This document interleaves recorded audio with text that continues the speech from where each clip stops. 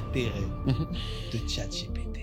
Je pose une question, ça me donne des réponses. C'est pas comme ça. L'âge que tu as quand ce changement arrive. Qu'est-ce que ça me permet d'imaginer mon futur? Attention, il enregistre tes réponses, pas ses réponses à lui.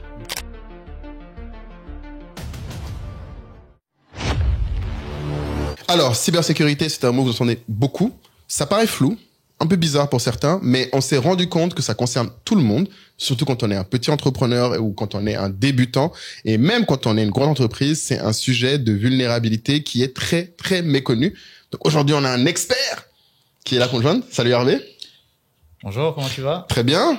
Et on a en plus un petit cadeau de Kaspersky. On vient pas les mains vides, on vient Jamais. pas les mains vides. Vous allez découvrir tellement de choses dans cet épisode que vous voudrez après vous protéger. Et pour se protéger, Kaspersky n'est pas revenu les mains vides puisqu'il propose un code promo à toute la communauté qui nous suit, vous qui êtes là, qui êtes des gens ambitieux, qui voulez grandir vos business dans des conditions saines et ambitieuses. Et ce code promo, c'est SOA20. Il s'affiche là sur vos écrans. C'était ça. SOA20 pour 20% sur l'offre Small Business parce que, et on va le voir, c'est pas un sujet qui concerne que les multinationales. Au contraire. Au contraire. Donc, Hervé, s'il te plaît, dis à notre communauté pourquoi est-ce qu'il faut suivre cet épisode jusqu'au bout.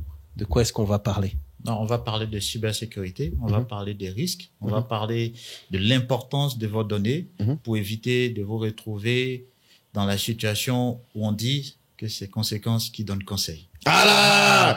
Tout est dit, tout est dit. Et restez là parce que bon, il y a eu des anecdotes, on a dévoilé aussi Nous nos aussi, expériences. nos expériences ont été partagées, donc on sait que vous êtes fan de béret et il y a 2-3 petites pépites. Allez jusqu'au bout. Allez. C'est parti. Shalom. Salam. Bonjour. Ah. Bienvenue Hervé. Merci. Comment vas-tu? Très bien, ça va, merci. Ah, écoute. Vous savez que l'affaire est grave quand je sors ma tablette. C'est que le gars est préparé. Oui, il faut s'accrocher. On va parler d'un thème que tout le monde considère comme compliqué. Ah ouais? Ouais. Il y a beaucoup de gens qui considèrent ça comme compliqué. Effectivement. Toi, tu dirais quoi? Tu dirais que les gens trouvent ça compliqué? Moi, je dirais que les gens le négligent. Ils trouvent ça un peu, genre, c'est pas leur problème. En général, quand c'est compliqué, tu négliges. Ah, tu penses que c'est lié? J'ai utilisé le terme mystérieux. Mystérieux? Mystérieux. Oui, parce qu'ils n'arrivent pas à voir. Ça paraît lointain. Intangible. C'est intangible, donc c'est difficile d'avoir une image.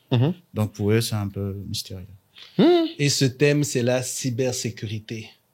Effectivement. Est-ce que tu peux nous dire comment tu te présentes aujourd'hui et surtout comment tu es tombé dans cet univers-là? Exact. Parce que voilà, nous, on imagine cybersécurité, on voit des, je sais pas moi, des geeks âgés qui font qui répètent, faites attention. Mais toi, voilà, tout jeune, t'as décidé de te lancer, de faire ta carrière. En tout cas, en ce moment-là, ça fait quand même plusieurs années que tu es sur ce combat. Donc, c'est intéressant de, savoir comment t'es arrivé là et puis, quelle est la conviction que tu portes, en fait, sur ce sujet. D'accord. Bon, moi, j'ai un parcours, je peux dire quand même classique, hein. J'ai commencé, j'ai eu mon bac en Côte d'Ivoire. À Yopougon, collège Chef Allen. Le gars de Yop. Voilà! Beaucoup d'invités. De Yop, hein, quand même. Ah, c'est du bien. Effectivement, j'ai également fait mes études supérieures à l'Académie régionale des sciences et techniques de la mer, option télécom, et tout ça encore à Yopougon. Voilà. Et après, lors de mon parcours, j'ai senti la nécessité d'apprendre l'anglais. Pourquoi? Parce que dans les technologies, la majorité des bons livres, ils sont en anglais. D'accord. Donc là, avec mes parents, à l'époque, on a jugé nécessaire que je parte au Ghana, dans un premier temps, pour juste apprendre l'anglais. Très vrai. Ok. Intéressant. Donc, après 6 mois, bon, j'avais prévu 1 an, mais bon, je suis allé très vite. En 6 mois, t'étais à l'aise. Voilà, en 6 mois, j'étais déjà à l'aise. J'ai dit aux parents, ben, c'est bon, je suis déjà à l'aise, qu'est-ce qu'on fait? What's next? Voilà. Bon, ils me disent, tu dois travailler maintenant. J'ai dit, OK. Moi, j'ai vu des programmes très intéressants là-bas en termes de certification en cybersécurité et je souhaite me spécialiser. Donc, ils m'ont donné le feu vert. Oula. Et je suis Non, mais allé... attends, là, Attends, c'est un peu direct. T'avais quel âge? Comment t'entends parler de cybersécurité? Ah oui, pardon, avant même de parler de cybersécurité, il faut savoir que mon aîné, il a été informaticien. Ah, ok, d'accord. donc, Voilà, ok. donc à la maison, c'était les écrans pour jouer au jeu. Donc tout commence par, j'ai envie de jouer au jeu, je veux un ordinateur. Donc voilà comment Comme commence quoi, l'amour. les jeux vidéo, hein, Ah là, les gens parents. nous critiquent. Ouais. Team Otaku, les gars. On lâche rien. On finit bien, voilà. Otaku, c'est aussi jeux vidéo? Oui, tout ça, c'est Otaku, c'est les gens qui restent chez eux. Ah, d'accord, bon. C'est toute une philosophie, mais bon, je t'en prie. Donc, avec les jeux vidéo, on commence à avoir l'amour de l'ordinateur. Et là, on commence à se renseigner un tout petit peu après le bac, qu'est-ce qu'on doit faire. On trouve qu'on a l'amour pour la chose. Donc, on va faire les télécommunications. Après, on dit, il y a un domaine qui est très en vogue, qui est la cybersécurité. Ouais. Moi, quand j'ai fini mon parcours, je n'avais vraiment pas de notions, pas d'informations assez poussées. C'est quand je suis allé au Ghana, j'ai eu la chance de rencontrer des personnes qui étaient très poussées dans ce domaine. Ok. Et c'est à la suite de cela, j'ai décidé de vraiment poursuivre ma carrière dans ce sens. C'était vers quelle année, ça? Parce que quand tu te dis ça, cybersécurité, il y a longtemps, c'était quelle époque? Parce que c'était pas aussi prédominant que maintenant, j'ai l'impression. Oui, j'ai fini en 2008, c'est-à-dire 2009, 2010. Ok. C'était là. Ah Dans ouais, cette période. d'accord. Ouais, C'est quand même c'était 15 ans. pas, Ouais. Enfin, on a toujours su, on avait tous le pop-up qui dit mettez à jour votre antivirus. Votre antivirus. Voilà. Je Ça, pense c'était la base. D'ailleurs, c'est intéressant parce que tu es quand même chez Kaspersky aujourd'hui. Oui, Qui est effectivement. notre sponsor pour ce bel épisode. Et le gros point, c'est il faut qu'on dise justement que la cybersécurité, c'est pas que l'antivirus. Parce que pour les 3/4 des gens, Exactement. je pense que nous, on résume ça à... Quand t'as ton, je sais pas, ton neveu, là, de 9 ans qui vient te dire, tonton, tu fais quoi, même? C'est quoi ton histoire de Kasper? Comment tu lui expliques? à quelqu'un qui a 9 ans, genre. Ah, je lui dis, pour faire simple, j'ai mon enfant il est tout petit, il a 4 ans. 4 ans, voilà. Il Oula. m'a posé la question, mais papa, tu fais tout le temps les réunions. Qu'est-ce que tu fais? Assieds-toi. Les vraies questions. Assieds-toi, je vais t'expliquer.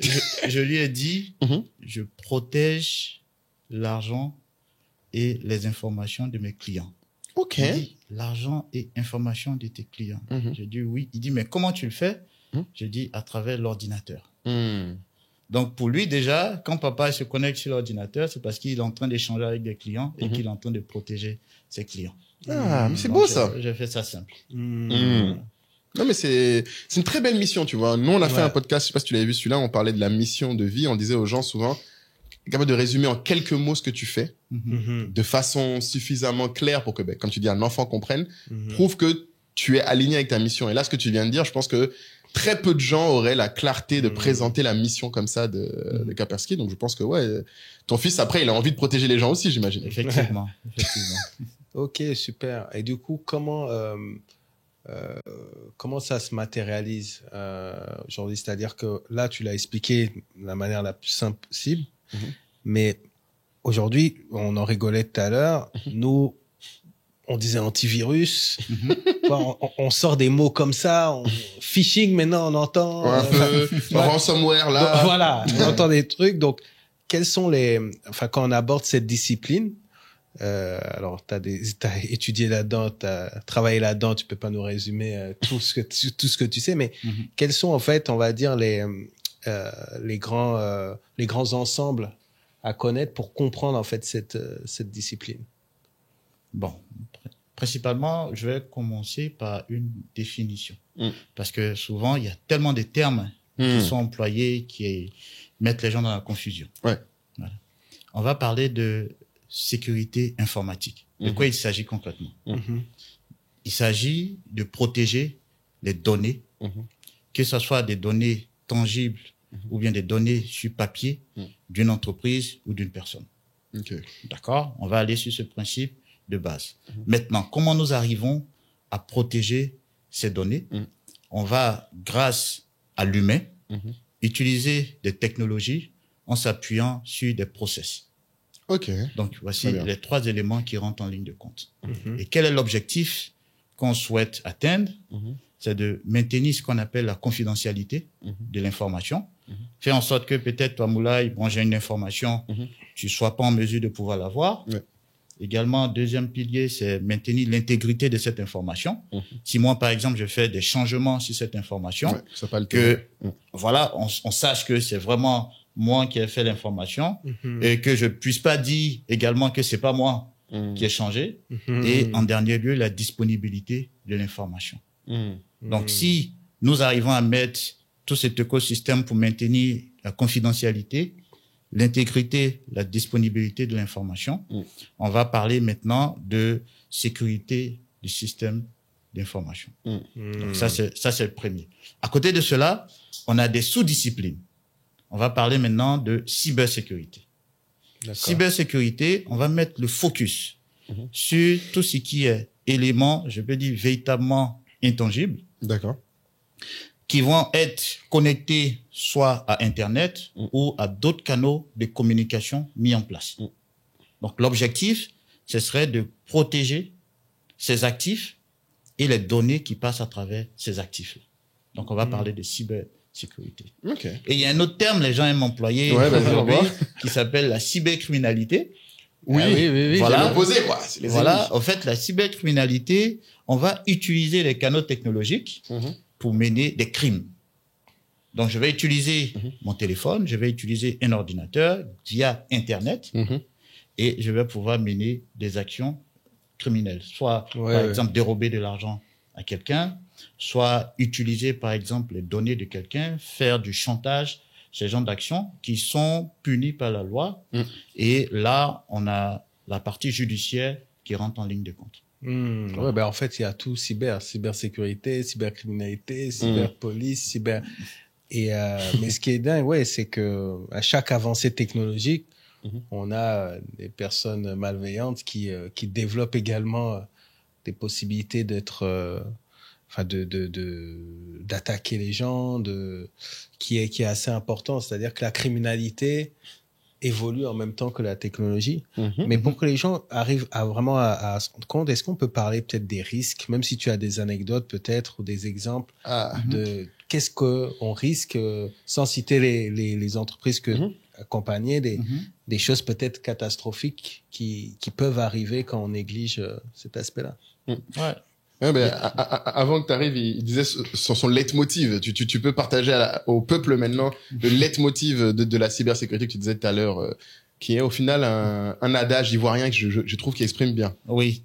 Je disais tout à l'heure, Moulay, qu'il y a un partenaire, un client qui me disait, Hervé, tu sais, c'est les conséquences qui donnent les conseils. Et comment c'est arrivé? Je l'ai approché, j'étais en train de le sensibiliser, il devait faire des investissements. Ils trouvaient qu'ils n'avaient pas de budget. Pour la cybersécurité. Pour la cybersécurité. Classique. Mais lorsqu'ils ont été victimes d'une cyberattaque, là, on a eu tous les budgets, c'était feu vert pour lui. Et il pouvait maintenant faire les investissements nécessaires pour protéger son entreprise. Et c'est là, il m'a dit, Hervé, tu sais, c'est les conséquences qui donnent les conseils. Mais c'est terrible. C'est terrible parce que du coup, c'est un peu moi un truc qui me fait très peur dans l'entrepreneuriat et même surtout en Afrique, c'est les conséquences dans le conseil. Mais après, le problème, c'est que les gens qui ont eu le conseil là de la conséquence, ils le partagent pas forcément aux autres autour. Mais je pense que c'est juste qu'ils y pensent pas. C'est pas. Non, je pense que c'est pas de la mal. Des fois, il y a un peu aussi de honte. Non, parce que c'est mal vu. C'est mal vu, hein, Kaï. C'est mal vu. Normalement, moi, je dirais, aujourd'hui, si vous êtes chez vous à la maison. Et qu'il y a un voleur qui vient. Voilà. Est-ce que tu vas avoir honte de dire on t'a cambriolé? Non. Oui. Tu vas pas avoir honte, c'est voilà, tu vas pas avoir honte de le dire exactement. Voilà. Donc c'est de même. Exactement. Je peux avoir un système et me faire cambrioler. Exactement. Mais ça peut-être projette l'image que ça projette vraiment peut-être l'image de négligence, peut-être que non, après ça dépend, c'est vrai. C'est quoi ton expérience, dis-moi? Tout dépend au fait du niveau de risque que vous avez. D'accord. Moi, j'aime imager en disant souvent, vous voyez, vous avez peut-être une agence, peut-être une petite boutique dans un quartier. Cette boutique, elle a un vigile. Son rôle, ça serait de filtrer. Par exemple, peut-être même il pourra regarder dans le sac pour savoir s'il n'y a pas de couteau, ce genre de choses. Donc, à ce niveau, il y a quelqu'un qui arrive à effectuer un niveau de contrôle. Quand vous allez aller, par exemple, dans une agence, une grande agence qui peut-être garde de l'argent ou tout ça, vous allez voir que là, c'est plus seulement le petit vigile avec la matraque, mais certainement des hommes en armes. Oui. Pourquoi? Parce que les actifs que nous avons sont quand même importants. On met des niveaux de sécurité importants. Donc, tout dépend. Mais la plupart du temps, c'est quand on a zéro gardien, on a zéro élément de protection, c'est là qu'on n'aime pas partager. Mais si on a mis des moyens de base et qu'on se fait attaquer, ça veut dire certainement les moyens que nous avons mis n'étaient pas à la hauteur de l'attaque, parce qu'il y a ça aussi. Donc, il va falloir renforcer notre système de protection. Et j'ai vu qu'il y a 11 milliards de mots de passe qui ont été leakés sur une plateforme dans le dark web récemment. Ok. C'est fake news ou c'est... Ah bon, je sais pas d'où tu tires la source, mais je sais que, par exemple, chez Kaspersky que je représente, on a des outils où on a la capacité de savoir effectivement est-ce que il y a des entreprises qui ont leurs données dans le dark web. Oui. D'accord. Pour préciser, au fait, le dark web, c'est quoi? C'est comme le black market. Oui. Le black market, vous allez avoir, par exemple, si on arrive à voler vos informations, on va aller les revendre dans le black market. Ton mot de passe, des choses comme ça. Voilà. Et des personnes qui ont des intentions malveillantes peuvent acheter cela et venir mener la sale besogne. Et ça, c'est intéressant parce que du coup, c'est un des outils que vous proposez, j'avais regardé dans votre offre, c'est que c'est vrai que en fait, quand tu entends ça, là, comme dit Kaï, 11 milliards... 16 même. 16 milliards de données. Alors, c'est qui, là? Parce que je vois que t'as des petites sources, là. Qui s'est fait plumer, là? Non, c'est 16 milliards. Mais ça m'étonne que vous n'ayez pas entendu ça. Excuse-nous, on n'est pas autant dans les news que toi. Non, parce que ça a été validé. Apparemment, il y a eu... je sais pas qui a mené cette attaque. Je vois un logo de Facebook, là. Non, mais c'est pour l'image de l'article. D'accord. Non, faut que les gens sachent. Sur Facebook. Attention, non, quand même. Faut respecter Zuckerberg. D'accord, excuse-moi. Non, mais du coup, il y a eu des mots de passe, des logins qui ont été piratés et qui se sont retrouvés en fait sur le dark web à hauteur de 16 milliards. Et par exemple, mon frère qui travaille aux Nations Unies dit qu'ils ont reçu l'information comme quoi c'est confirmé. On leur a fait changer tout leur mot de passe. Et là, c'est un truc que moi j'aime beaucoup que tu as dit tout à l'heure, c'est qu'en fait, les gens oublient que souvent la sécurité c'est aussi des process. C'est ça. Parce que, bon, pour la petite histoire, ce sujet, personnellement, moi, m'intéresse beaucoup parce que c'est vrai qu'on n'en parle jamais, mais dans une vie antérieure, il faut se rappeler que moi, j'étais auditeur informatique. Je suis même un auditeur CISA. C'est-à-dire que c'est ma spécialité à base, c'est ces trucs-là. Et ça, du coup, j'ai certifié des gens en ISO 27001. En PCI DSS, tout ça, c'était ma vie d'avant. Donc, et un truc que moi, je trouvais passionnant à l'époque, ce que tu décris là, c'est qu'en fait, il y a un truc bête. Tu sais, on dit souvent aux gens, changez vos mots de passe. Ou prenez pas le même mot de passe partout. En fait, c'est quand ces trucs-là arrivent que tu te rends compte qu'en fait, il y a un vrai danger. Parce que la plupart des gens, en fait, ne comprennent pas pourquoi on vous dit un mot de passe de 8 caractères. Pourquoi on vous dit, faut le changer tous les... Quand on est dans une grosse boîte, tous les 3 mois, faut le changer. Mettre des capital letters. Ça énerve tout le monde.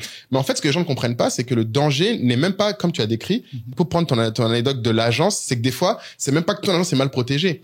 C'est que l'agence d'un autre est mal protégée et tes infos chez l'autre sont les mêmes infos chez moi. C'est ça. Donc, en fait, la faille chez l'autre peut te créer des problèmes chez toi. C'est ça. Et ça, c'est un très gros problème si toi, tu ne te regardes que ton nombril. Si t'es en mode, moi, ma boîte, c'est bien protégé, mes employés sont pas exposés à des trucs. Le problème, c'est que ça se trouve, c'est le même mot de passe qu'ils ont mis pour se connecter à ton outil de compta que le mot de passe qu'ils prennent pour se connecter sur Hotmail. Sans être méchant, Hotmail, c'est pas fait pirater, donc respirez, tout le monde va bien. Mais, et un truc. Est-ce que t'as déjà été attaqué? Moi, non, mais en fait, ce que j'ai beaucoup aimé, enfin, dans ma carrière, c'est que j'ai pas été celui qui attaque, j'étais celui qui a vu les gens qui sont fait attaquer. Et un exemple que tu donnais qui est intéressant, je trouve que Kaspersky pour que les gens, du coup, vont nous dire, mais ok, tout ça, c'est bien beau. Ok, on va respecter tes politiques, on va mettre des mots de passe longs, tout ça. Mais après, pourquoi il faut des outils? C'est que, par exemple, ce qu'il vient de décrire est important. Des fois, tu ne sais même pas que ton mot de passe dans un site obscur là-bas, c'est fait pirater. Donc, des outils comme Kaspersky te diront, ce mot de passe-là, cette plateforme-là a été soumis à une attaque et donc il te recommande de changer le mot de passe. Il y a même, je pense qu'à un moment vous avez aussi un outil qui dit si tu as les mêmes mots de passe un peu partout. Donc en fait, ça t'aide à aussi garder une trace parce qu'en fait, c'est un autre point qui est important. Il y a même des sociétés. Kaspersky, ce que j'ai bien aimé avec vous, hein, parce que bon, en tant qu'auditeur informatique, ça fait un moment que je connais. À la base, vous étiez dans le firmware et bien sûr le malware, mais j'ai bien aimé le fait que vous soyez vraiment sur l'ensemble de l'outillage de sécurité des gens. C'est ça.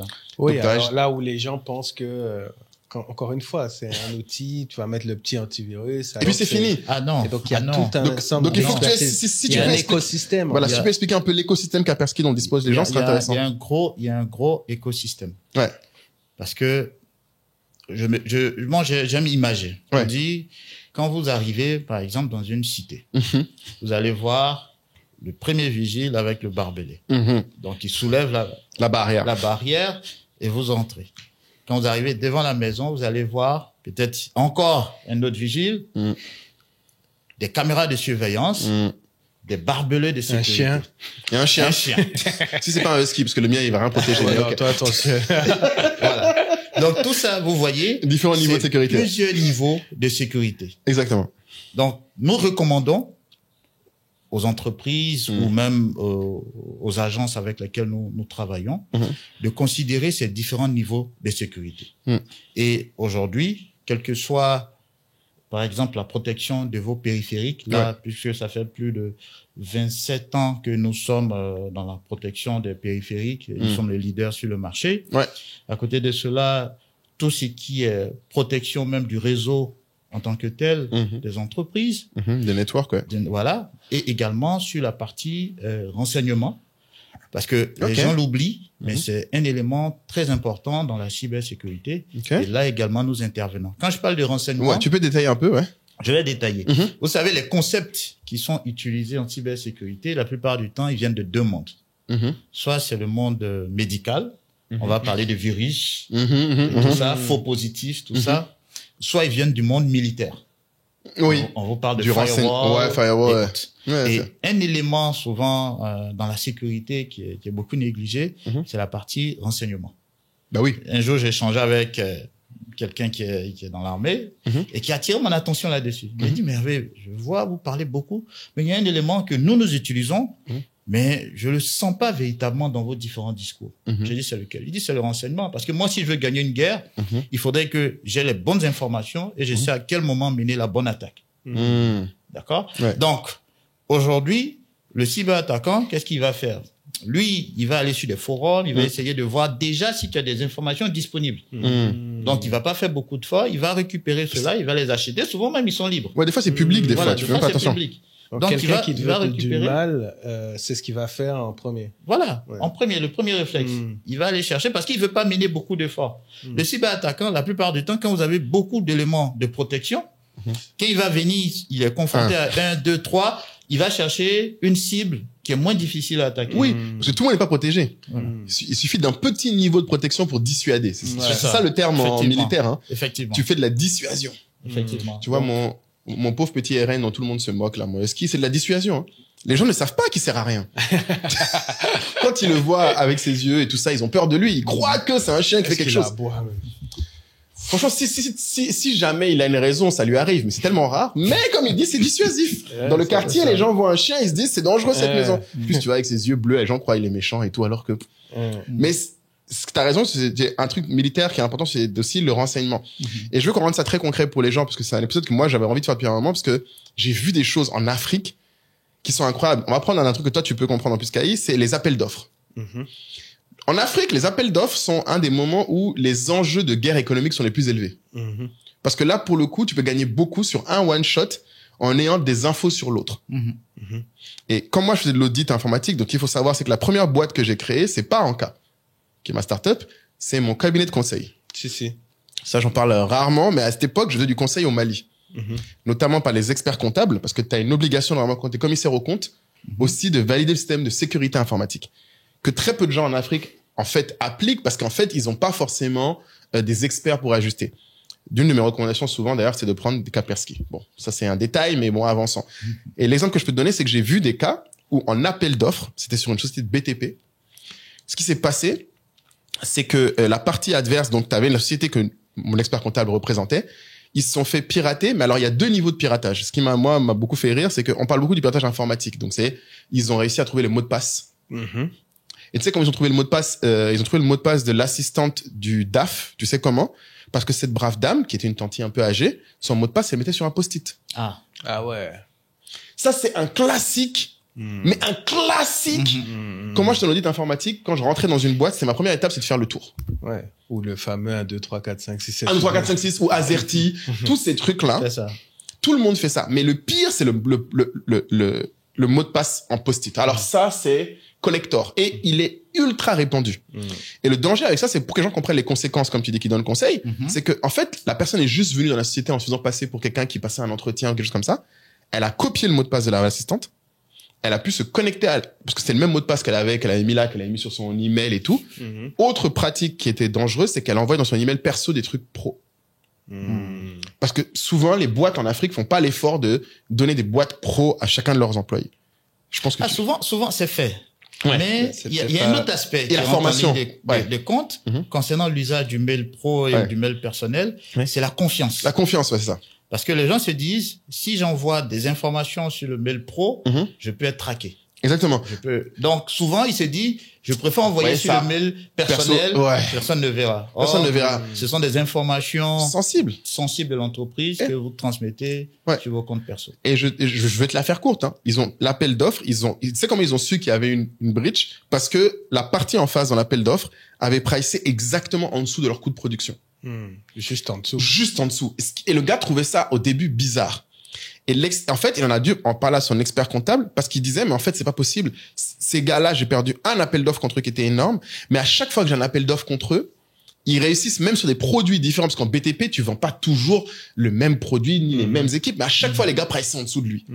Et ils savaient qu'ailleurs, ils priceaient pas comme ça. Pourquoi quand c'est lui, à chaque fois, il price? Et ils se sont rendus compte parce que en fait, lui, à la fin, il a fait de l'ingénierie sociale, qui est l'autre type de cyberattaque, mais bon, qui moi me faisait beaucoup rire, c'est qu'il est parti voir des employés ou ex-employés de son compétiteur en lui disant, mais comment vous faites à chaque fois pour nous avoir? Ah, et c'est là que quelqu'un lui a dit, quelqu'un lui a dit, bon, en fait, on a tous les pricing.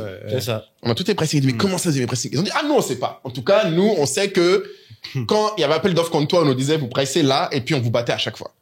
Donc il a remonté, il a fini par comprendre qu'en fait la fuite venait de là. Et c'était ouf parce que du coup, pour la première fois, comme tu dis, un chef de PME, le gars est devenu parano. Mais c'est ce qu'il faut. En théorie, d'ailleurs, ce que je recommande aux gens, attendez pas que ça vous arrive. Là, il a pris les solutions derrière. C'est conséquence qui donne conseil. Conséquence qui donne conseil. Il a raison parce que c'est terrible. Les gens et on parle pas de quelque chose. On a trouvé le titre de la vignette. Ah, gars, c'est ça. Mais en plus, ce qui est terrible, c'est que c'est pas quelqu'un, comme j'aime dire, c'était pas quelqu'un de dilettant. C'était pas un chef d'entreprise dilettant. C'était juste que il ne voyait pas le lien entre ces pratiques-là et le risque pour lui. C'est tellement anodin, en fait. Le risque, il peut être tellement anodin. Ah ben oui, souvent, on n'arrive pas à le percevoir. Raison pour laquelle c'est bon de mettre la partie gouvernance pour pouvoir contrôler tous ces aspects au sein de l'entreprise. Est-ce que tu as aussi des exemples comme ça où vraiment des clients, ça t'a fait mal pour eux? Qu'ils se soient fait avoir de conséquences, quoi. Oui, souvent, il y a des clients. Ça, c'est même pas un client. L'histoire que je vais rencontrer, c'était une amie qui n'utilisait pas les produits spécifiques que je proposais. Et comme je dis, petite PME. Voilà. Et c'est à travers elle, j'ai trouvé l'exemple. Elle me disait, mais Hervé, nous sommes 5. Ouais. Voilà, ça c'est une question qui revient de notre communauté. Voilà. Nous sommes 5. Ça c'est pour les grandes entreprises. Voilà. Les gens disent que c'est pour les grandes entreprises. Voilà. Nous sommes 5. Et je lui ai dit, je lui ai dit, mais attends, chez toi, tu as vidéosurveillance chez toi. À la maison. À la maison. Tu as les barbelés chez toi. Mais dis-moi la vérité, est-ce que dans le quartier, tu es la personne qui est la plus riche? Elle me dit, mais pourquoi? Elle dit, mais non. Quand tu regardes tes voisins, tu regardes leur maison, tu sais qu'au moins, il y a une différence. Elle dit, effectivement. J'ai dit, bon, ok, ces personnes, ils ont leur maison super protégée aussi. Mais pourquoi toi, tu protèges ta maison? Tu pouvais dire, ben, il y a des gens qui sont super riches que moi. Si le voleur vient, il va aller chez eux, il va pas venir chez moi. Mais pourquoi tu protèges? Hop, petite pause, surtout à toi qui te demande systématiquement, mais quelle est donc cette tribu SOA à laquelle on fait systématiquement référence? la tribu SOA. C'est la communauté d'Entrepreneur State of Africa, la meilleure communauté du monde mondial. Une communauté dans laquelle vous êtes déjà 300 membres à se retrouver au quotidien avec Moula et moi à échanger. Alors, ce n'est plus sur Telegram, c'est maintenant sur la plateforme Skool. Et sur cette plateforme, c'est génial parce que c'est comme si on avait notre réseau social SOA dans lequel on peut débriefer des épisodes, on peut débriefer d'un projet business que vous avez, on peut rebondir sur des éléments d'actualité. On fait également chaque mercredi soir les masterminds avec des experts de la tribu qui prennent la parole. C'est vraiment un lieu, un espace d'émulation à laquelle on veut que vous participez. 200 € pour l'année, 120 000 francs CFA. Franchement, c'est un bon deal. C'est un bon deal. Et surtout, ce n'est pas qu'une plateforme. Nous avons également des événements, des meet-up à Abidjan, à Dakar, à Douala, à Washington. Les membres se retrouvent même à Londres. Et dans ces événements, vous serez très souvent surpris par la présence de guests que vous avez vus dans le podcast. Donc, c'est tout ça qu'on met en place parce que vous savez à quel point le pilier entourage est important pour nous. Il est important d'avoir un bel entourage. Il est important d'être conscient de son ambition. Il est important d'être conscient de son entourage. Et on veut vraiment que vous nous rejoigniez si vous êtes ambitieux parce que cette aventure, on l'a commencé avec vous et on veut l'emmener le plus loin possible avec vous. Donc, à très vite dans la communauté et je vous laisse suivre l'épisode. Mais pourquoi toi, tu protèges ta maison? Tu pouvais dire, il y a des gens qui sont super riches que moi. Si le voleur vient, il va aller chez eux, il va pas venir chez moi. Mais pourquoi tu protèges? Il me dit, mais j'ai mes enfants, j'ai mes biens. J'ai dit, effectivement, c'est vrai, vous êtes des entreprises de taille différentes, mais chacun à son niveau, un niveau de protection qu'il faut apporter parce qu'ils ont des actifs, ils ont des biens qu'ils doivent protéger. Donc, là, malheureusement pour elle, elle a eu une attaque de type phishing.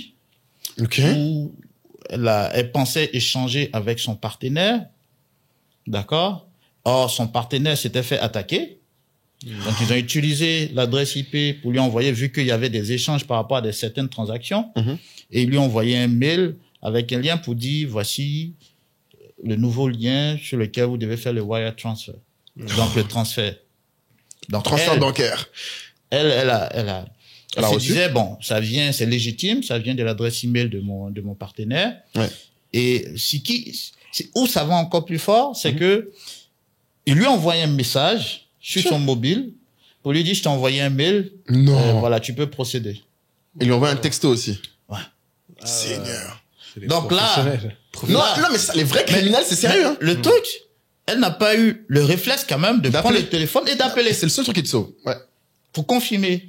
Bon, là, aujourd'hui, avec des outils tels que l'IA, on peut usurper, mais au moins, de base, il faut avoir ce réflexe-là, de confirmer, d'appeler pour dire, effectivement, tu m'as dit de changer sur le niveau de wire transfer, le nouveau lien, mais est-ce que c'est vraiment toi? Être un peu vigilant. Le téléphone, là, franchement. Ça fait peur, hein? Ouais, ça fait peur parce que moi, par exemple, ils ont attaqué à plusieurs niveaux. Que ce soit le mail, que ce soit le contact des collaborateurs et tout ça.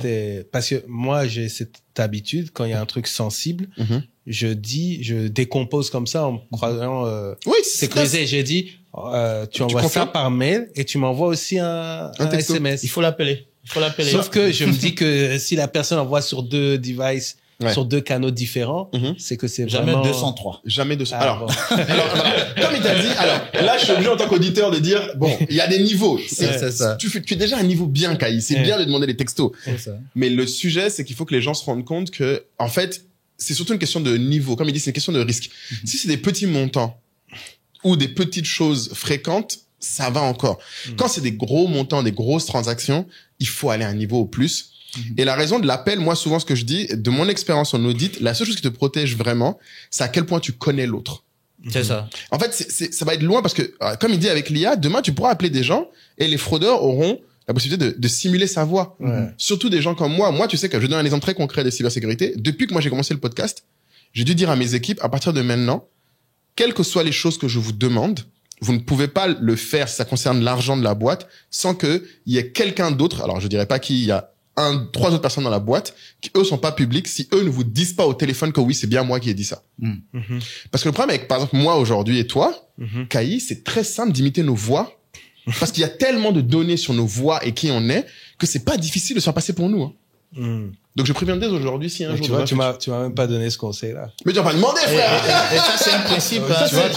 C'est un principe de sécurité. C'est un principe. Il faut avoir au moins plusieurs personnes pour valider surtout toi et moi. En fait, la réalité, c'est qu'aujourd'hui, trouver notre voix, notre façon de parler, nos trucs, c'est pas difficile. C'est sur le net. Oui, quelqu'un peut même simuler un appel. Exactement. Même ce podcast, il peut le simuler. Oui. Puisque vous avez des podcasts qui sont déjà enregistrés. Oui, ils peuvent tout faire. Ils peuvent tout faire aujourd'hui. Mais parce que le terme phishing, si on peut... Oui, expliquez ce qu'est le phishing. Ouais, le phishing, de quoi il s'agit? Il s'agit, on va prendre un mail, d'accord, qu'on va vous envoyer, qui va contenir soit un lien, où on va vous pousser à l'action, mais ce lien, la plupart du temps, va vous conduire sur un site malveillant, ou bien sur un site frauduleux. Donc, les personnes derrière, leur objectif, c'est de vous pousser à l'action. Vous allez voir, ils vont vous dire, certainement, vous avez gagné au loto. Change ton mot de passe a été piraté, vous devez le changer. Maintenant, c'est change ton mot de passe, fais ton truc. Ils ont d'autres trucs maintenant. Voilà. Donc, parfois, ils sont passés par Meta. Effectivement. Quand vous recevez, l'objectif, c'est de vous pousser à l'action. Donc, une fois que vous cliquez, et là, vous allez effectuer cette action et ils pourront avoir accès à vos machines, peut-être pomper de la donnée et ensuite faire plein de choses avec vos identifiants et tout ça. D'accord. Et phishing, c'est hameçonnage. En oui, français. c'est l'hameçonnage. C'est pour ceux qui chercheront un jour. Mais c'est-à-dire, je lance. Et ils envoient ça à plein de gens. Mais du coup, en quoi, par exemple, s'équiper avec des outils permet d'éviter ce genre d'attaque? C'est les outils ont leur sein des systèmes qui pourront reconnaître. Parce que la plupart du temps, quand c'est envoyé, comme il disait, c'est jeté dans la mare. Il n'y a pas que toi. Ouais. Voilà. Donc, ces systèmes vont pouvoir savoir est-ce que ça a été envoyé à plusieurs personnes. D'accord? De base. Et également, on peut avoir encore des systèmes qui sont très évolués, qui vont vous permettre de comprendre, par exemple, s'il y a des pièces jointes, est-ce que dans ces pièces jointes, on a des liens ou bien ce sont des pièces jointes même malveillantes. Malveillantes, ouais. Voilà. Donc ça va vous permettre dans un premier temps côté technologique. Et à côté de cela, il y a également l'aspect humain où chez Kaspersky, on a une approche de sensibilisation à la cybersécurité qui va vous permettre d'avoir des bons réflexes. On parle de cyberhygiène. Ah, très bien. Voilà. Et si, par exemple, il y a ce type d'email, il y a certains indicateurs que vous devez regarder. En l'occurrence, le nom de la personne qui expédie. Ouais, le nom de domaine. Le nom de domaine. Du email spécifiquement. Voilà. De la manière c'est écrit, les contextes et tout ça. Petit exemple. Vas-y. Parlant de ça, j'ai une amie qui est en Europe qui veut s'installer en Côte d'Ivoire. Ouais. Qui commande à postuler partout en ligne. Ouais. Et elle reçoit un mail. Voilà, pour Institut International. Voilà, nous avons besoin de la copie de votre pièce d'identité. Classique. Passeport, diplôme et tout ça. Et toute contente, elle m'envoie pour dire, Hervé, vraiment, je vais rentrer, faire l'entretien. Donc moi, je regarde, je dis non, cet institut peut pas t'envoyer de telle information sur Yahoo. Parce que c'était une adresse email Yahoo. C'est une adresse email Yahoo. Donc comment je percute rapidement, je lui dis non. Et elle, dans l'émotion, elle n'avait pas fait attention, elle était prête à envoyer toutes ces différentes informations. Elle était contente d'avoir une réponse. Elle était contente. Et je lui dis, mais demain, tu allais entendre que tu as un crédit. Tu étais obligé de rembourser un crédit. Un crédit en France qui a été pris par son nom. Qui était pris par ton nom. C'est ce qui se passe après souvent. Quand ils volent l'info, c'est pas que pour te prendre des choses, c'est pour aussi te mettre des choses sur le dos. C'est ça. Et là, vous venez de réveiller un traumatisme que j'avais... Ah, oublié! Que j'avais caché. Vas-y, Kai, confesse-toi, c'est un safe space. Ah ouais. Parle, en fait, quand j'étais à Londres pour faire mes études là d'anglais là, je cherchais un appartement. Ah. J'étais pas encore là-bas, j'étais pas sur place, j'étais en stage au Bénin. Donc je faisais des recherches, et c'est ce qui est arrivé en fait. Je faisais tellement de recherches que je sais pas normal ce qui se passe, mais tu reçois après des messages dans ce sens-là. Et j'ai eu le message effectivement, voilà ce que je propose, etc. Il m'envoie des photos. Je dis ouais, ça a l'air pas mal. échange en échange. Puis il dit, mais par contre, il faut booker... Maintenant. Ouais, il faut booker maintenant, quoi. Mais c'était... Avec le recul, tu te rends compte que le délai qu'il demandait... était trop insistant. Ça n'avait pas de sens. Putain. Tu vois. C'est ça, il veut te pousser à l'action. Et qu'est-ce que tu as fait, Kai? Vas-y, l'argent est dis. parti. Tu as envoyé de l'argent? Ouais. Bah attends, c'était en... Non, tu étais jeune, t'inquiète. 2006. 2006. Depuis, on m'a plus... Ah, t'as pu attraper. Mais du coup, tu as envoyé, c'était quoi, un virement qu'il a demandé? Pour sécuriser le lieu. C'était même pas un virement. Mhm. Et je me souviens, c'était un western. T'as demandé un western. Un western. Parce que si c'était une banque, t'aurais pu peut-être récupérer. Voilà. Mais c'est à Lagos quelque part, là. Mais non. Oui. Il t'a demandé un c'est western. sûr. Sérieux. Et le pire, et puis il dit Lagos, pour, tu attaques nos confrères nigériens. sans vouloir faire pleurer, c'est que j'arrive, jusqu'au moment où j'arrive à Londres. Tu pensais que c'était vrai? Oui. C'est-à-dire, non, j'avais quand même c'est chaud. Tu avais un plan B? il m'en donne, non, pas de plan B. Il m'a parti comme ça? donné une adresse. Mais comment tu as fait finalement? Je suis arrivé le jour même, Rosta, avec ma valise. J'ai été jusqu'à l'adresse. T'es pas C'était sérieux? un quartier, je connaissais pas du tout Londres, c'était un quartier. Ghetto. J'espère que ma mère va pas suivre cet épisode. Elle va C'est pas t'insulter. ça. C'est pas ça. Et donc, j'arrive à Elephant and Castle pour ceux qui savent, et je cherche le truc. Et il y a même quelqu'un qui dit, what you doing? Genre, Qu'est-ce que tu fais là, quoi? T'es perdu, avec ta là. valise. Non, mais genre, c'est un quartier dangereux. Ouais. You're in London, hein. Tu vois, genre, Ouais. Gère-toi, je petit. sais pas si tu viens du bled ou quoi, mais ne traîne pas là, comme ça. Et Merde. j'ai pris un hôtel. Sérieux? J'ai pris un hôtel. Le lendemain, j'avais cours. Le lendemain, Putain. j'avais cours. J'ai pris un hôtel. Puis à l'école là-bas, j'ai demandé quelqu'un. Puis il y avait quelqu'un qui était en colocation dans une maison loin là, comme ça. J'ai été. C'est là-bas où t'as atterri. J'ai atterri là-bas. Ah non, non, c'était. On parle de combien, Kai? Maintenant, tu peux nous dire le montant. Non. Entre nous. C'était la caution. Tiens, c'est c'est la- quand même un petit billet, Oui, hein? c'était un mois de. Ouais, c'était un mois de truc. bismillah. Ouais. En plus, en 2006, avec l'inflation, tout ça. Mais tu vois, un truc que moi je retiens dans ces histoires-là, vraiment, bon, peut-être ma Il y profession a des de gens tellement vulnérables à ça. Et c'est ça. C'est-à-dire que. Ah oui. Non, tu vois, et c'est. les gens se moquent des tantis et des tontons qui envoient des trucs sur WhatsApp, là. On se moque souvent d'eux en disant, ils captent même pas que c'est faux, là. On se moque tous. Il y a pas de problème. Mais faites pas le malin. Genre, vous aussi, vous pouvez vous faire attraper sur autre chose. Surtout, le point important pour moi, ce que tu décrivais, c'est que ta belle métaphore de la maison, il faut rajouter un autre aspect pour moi. C'est que comme tu décrivais Kai, en fait, plus tu es dans la recherche, plus tu es vulnérable. C'est ça. Et les petites entreprises sont plus vulnérables que les grosses. Contrairement à ce qu'ils imaginent. Parce que dans leur tête, ils se disent, il y a moins à prendre chez moi. C'est ça. Mais les gens qui font ça ne réfléchissent pas en termes de je vais prendre là où il y a le plus à prendre. Parce que là, il y a le plus à prendre en général, ils sont mieux protégés que vous autres. Ils vont attaquer le grand nombre. Et peut-être que les petites entreprises sont plus lisibles dans leur action. Oui, Toi, tu oui. confirmes, tu dirais que les Elles- petites entreprises sont plus Parce à que- risque? C'est oui. pour ça que vous avez développé, du coup, votre solution spécifique aux petites entreprises aussi? Oui, nous avons des solutions pour ce type d'entreprise. Pourquoi? Parce que il faut automatiser au maximum la partie détection de ce type d'attaque. Parce que la plupart du temps, ils n'ont pas de ressources Ouais. en charge de la partie IT, C'est ou bien clair. même quelqu'un qui va s'occuper de la sécurité. Ça, c'est Donc, mort, ouais. il faut mettre des outils qui vont pouvoir automatiser et sécuriser. Et là, ça m'emmène à aborder un aspect pour dire, quelle que soit la taille de votre entreprise, Ouais. même si vous êtes 3 collaborateurs, ayez la protection de base.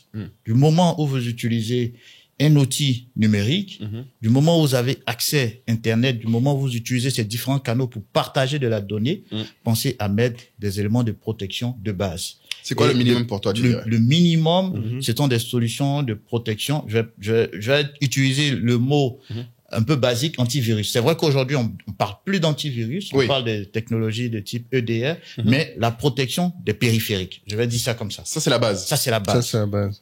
Parce que j'ai mon téléphone, j'ai mon ordinateur, on arrive à travailler, il faut que on ait cette protection de base.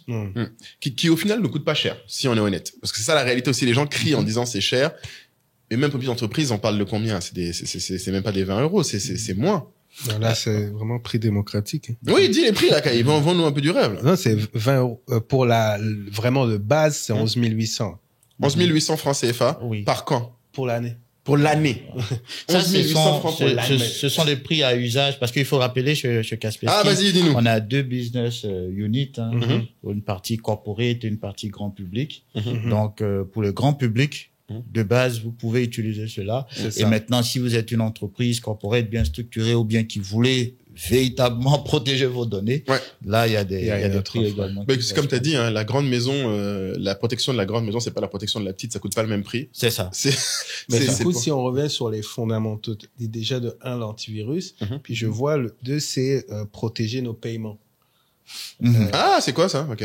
Ben, je suppose que c'est... Donc, avant même de parler de protéger des paiements, il y a un aspect qui est très important, c'est les mots de passe. Ah oui. Les usernames et mots de passe. Ça, c'est la clé. Oui, je te il y a un client, on était en train d'échanger, et il se plaignait. Il y a quelqu'un qui l'a appelé pour lui dire, mais le système nous demande encore de changer nos mots de passe. Encore. Ouais. Donc, il est là en face de moi, il se plaint, il dit, mais je leur dis tout le temps, voici pourquoi ils doivent changer. Et je lui pose la question, mais c'est quand la dernière fois tu l'as envoyé les instructions? Donc, il se met sur sa machine, il cherche ses mails, on bavarde, hein, mais je pense que ça fait environ 5 minutes, il est en train de chercher. Donc, en riant, je lui dis, mais est-ce que tu as trouvé le mail? Il me dit, je suis en train de chercher. Il dit, bon, toi, la personne qui doit donner les instructions, le mail que tu as envoyé, tu prends près de 10 minutes pour le retrouver. Que tu crois qu'ils vont le retrouver? Je pense pas que la collaboratrice ou bien la dame au RH va dire encore les gens de l'informatique qui essaient de nous fatiguer. Vous voyez. Donc ça, c'est un élément très important parce que c'est une porte d'entrée également. Et il faut avoir des bonnes pratiques. Une méthode un peu simple, hein, que nous disons, par exemple, si je suis sur un site, je vais toujours garder, par exemple, le nom du domaine du site et essayer de changer, par exemple, les paramètres qui sont derrière. Derrière ou avant. Donc ça, voilà. Ça, ce sont des petites techniques simples comme ça que on arrive à partager. J'ai une question sur le mot de passe. Quand tu es une entreprise, vous êtes plusieurs. Si vous êtes 15 et qu'il y en a 12 qui suivent le process ou la gouvernance qu'on met en place, comment est-ce qu'on va savoir que les 3 autres l'ont fait ou l'ont pas fait? Ça dépend de l'outil que tu as. C'est ça. Parce que il y a des outils qui permettent de monitorer pour savoir que tout le monde a fait est-ce que votre mot de passe sont des mots de passe forts. On parle de mots de passe forts. Ce sont des mots de passe où la plupart du temps vous allez avoir 8 caractères. Les différents caractères et tout ça. Mais là même, ça suffit plus. Il faut avoir ce qu'on appelle l'authentification forte. C'est-à-dire ça c'est le futur, ça. Voilà, là on aime. Si moi je t'ai dit par exemple voilà, on va envoyer de l'argent. Il faudrait, comme il le fait aujourd'hui, il faut que un de ses collaborateurs puisse confirmer que effectivement j'ai donné l'instruction. Donc il faut cette authentification à double facteur pour pouvoir justifier que effectivement je confirme mon identité. Est-ce que vous faites des audits? Oui, on le fait, mais on s'appuie beaucoup sur notre réseau de partenaires. Et ça, c'est une lucarne pour dire un peu comment nous on procède, parce que la plupart du temps, nous allons pas en vente directe. Nous avons un canal de partenaires avec lesquels nous travaillons, vu que la superficie est quand même grande. Voilà. Donc, nous avons des partenaires dans l'ensemble des pays sur lesquels nous intervenons, et c'est ceux-là qui font le relais. Donc, eux, également, ils ont des ingénieurs, des experts qui aident ces différentes entreprises en faisant des audits, tout ça, mais en s'appuyant également sur nos différents outils. D'accord. Mais j'insiste sur l'outil de gestion de mots de passe parce que je pense que les gens, tout à l'heure, je racontais l'histoire de la PME qui s'est fait douiller par, au final, un mot de passe qui était écrit sur un post-it. Mais en fait, en tant que chef d'entreprise, un truc que je peux dire, même quand t'es petit, mon expérience en tant qu'auditeur, c'est qu'en fait, il faut rendre l'effort de sécurité le moindre possible pour tes employés. Faut pas leur mettre à eux l'effort de réfléchir. Parce qu'il y a une trop grosse distance entre ce qu'ils vont faire au quotidien et les conséquences. Ils vont avoir du mal à comprendre l'intérêt de faire tout ça. Et ce que je veux dire par là, c'est que par exemple, nous, alors, je crois qu'à Perskill, vous avez un outil de gestion de mots de passe aussi, non? Un password manager. Voilà, c'est ce qu'il faut. Moi, tous les gens qui me posent la question, alors c'est vrai que bon, toi, on en a jamais parlé, c'est vrai, mais moi, j'ai toujours aux entrepreneurs, dès que tu passes au moment, pour moi, la première barrière, c'est dès que les outils, le nombre d'outils dépasse le nombre de personnes. C'est-à-dire qu'une fois que vous avez plus de 5 endroits où vous vous connectez alors que vous êtes 3, il faut un password manager. Parce qu'un password manager, ça a plusieurs avantages. Un, ça évoque tout à l'heure ce qu'on disait. Quand un mot de passe est compromis quelque part, t'es au courant. C'est-à-dire que si tu as 5 endroits où tu te connectes, ça peut être un site obscur ou une petite plateforme sur laquelle vous avez laissé votre mot de passe un jour. Si elle se fait pirater, le mot de passe manager va vous dire. Mais attends, password manager, vous êtes en train de dire que c'est une personne? Non, c'est un outil. C'est un outil. C'est un outil dans lequel tu rentres tous tes mots de passe. C'est comme le trousseau que Google nous propose là. Oui, non, Google, le problème du trousseau, c'est Google, lui, il stocke tes infos. Mais Google va pas forcément te prévenir s'il y a un problème avec les infos que tu as stockées. Oui. Alors que l'outil de son manager va te le dire s'il y a un problème avec l'info que tu as stocké. Donc, il va te dire dans l'outil, tu vas voir, je sais pas, Canva, voilà, Canva, Adobe. En fait, à chaque fois que tu crées un mot de passe, et surtout moi, ce que j'aime beaucoup de Password Manager, je sais pas si Kaspersky sûrement le fait aussi, c'est que Password Manager va aussi, alors, le problème de quand un mot de passe est compromis, t'as le sujet aussi de suggérer des mots de passe. C'est un truc que moi, je trouve qui est bien. C'est que les gens ne doivent pas réfléchir. Idéalement, dans un monde parfait, tu ne dois connaître qu'un mot de passe, ton password manager. Tout le reste, tu devrais même pas savoir. Moi, quelqu'un vient de même me braquer et me dit, donne-moi les accès à Anka ou je sais pas quoi. Je ne connais même pas, les 3/4 des mots de passe pour se connecter à un autre truc, je les connais pas par cœur. Ils sont tellement longs et compliqués que je les connais pas. Tout dans le password manager. Et le password manager, ce qui est bien, c'est que tu peux mettre en plus, du coup, une 2FA. C'est-à-dire que, par exemple, bon, ça, j'en parlerai plus tard, mais il y a comment tu protèges aussi l'information principale. C'est ça. Mais donc, comme je disais, le mot de passe est compromis, t'es au courant. Ça génère les mots de passe pour vous. Donc, t'as pas à t'en souvenir ni à les créer à chaque fois. Ça te dit quand il faut les changer. Mais quand on dit que ça génère les mots de passe, ça veut dire que les employés reçoivent... Non, sur l'outil, il va te dire, dès que tu arrives sur un nouvel endroit où tu crées un compte, l'outil va te dire, voici un mot de passe qu'on te l'employé suggère. va aussi sur le password manager, alors. Oui, le password manager, en général, vous avez des plugins. Ouais, en fait, c'est sur la plupart du temps, ce sont des agents, ce sont des petits logiciels qui sont installés sur les périphériques. Ouais. D'accord. Voilà. Et si par exemple, je veux me connecter à plusieurs sites, je vais avoir là l'ensemble des sites sur lesquels je veux me connecter. Donc, vous allez avoir un corps mot de passe, qui sera celui-là qui sera le maître, mais il pourra ensuite générer des mots de passe libres pour les différentes applications. Mais vous, pas derrière, l'outil fait ça de manière transparente. Oui. Donc, vous avez une seule, mais pas derrière. Ouais. Si quelqu'un essaie de, par exemple, avoir accès, il pourra pas parce que c'est généré. Et moi, en tant qu'admin, j'ai la possibilité de voir si mon parc, en fait, de password est... Parce qu'on a déjà la safe. politique, une fois que c'est pas safe, déjà, vous n'allez pas pouvoir avoir accès. Oui. Donc, il y a un contrôle de base. Un contrôle de base. Et surtout, D'accord. ce qui est bien, c'est que moi, ce que j'aime beaucoup aussi, c'est que le password manager te permet aussi d'être au courant de tes employés qui ont des mots de passe faibles. Parce qu'en fait, s'ils mettent un mot de passe qui n'est pas le mot de passe suggéré, le password manager peut te dire ce mot de passe est en dessous de la politique que toi, tu as définie. Tout ça. Si toi, tu as dit tu veux 8 caractères avec ton employé met 6, le mot de passe, le password manager va stocker. Mais tu sauras qu'il y en a qui sont faibles. Ok. Ouais, c'est Pour pas mal. répondre à ton sujet. Et après, l'autre sujet aussi, c'est, moi, le truc qui est très dur. Alors, je sais que les gens détestent ça, comme tu disais, c'est le renouvellement. Il faut renouveler les mots de passe. Les gens ont tendance à en avoir un et Bon, puis la banque te l'oblige, mais Ouais. pour les autres, vu qu'on te le demande pas. faut qu'on te demande pas. Et c'est souvent le problème, c'est que c'est souvent là où tu te fais avoir. Ça en fait. passe sur la partie process. C'est un Oui, élément. là, Ouais. c'est... Je pense que aujourd'hui, la majorité des grosses structures le mettent en place, mais là, message orienté aux petites entreprises et tout ça, ce sont des petits process qui peuvent être mis en Tu place. dirais quelle fréquence? Sinon, le bon parti, c'est 3 mois. Ça dépend en fonction des normes qu'on suit. Parce que les entreprises doivent suivre un canevas en fonction de leur secteur. Aujourd'hui, là, tu parlais de PCI DSS. Donc, il y a la conformité selon PCI DSS. Il y a également ISO 27001. Donc, la plupart du temps, chacun a ses requirements. Donc, ça dépend de quel est le référentiel que nous utilisons chez nous.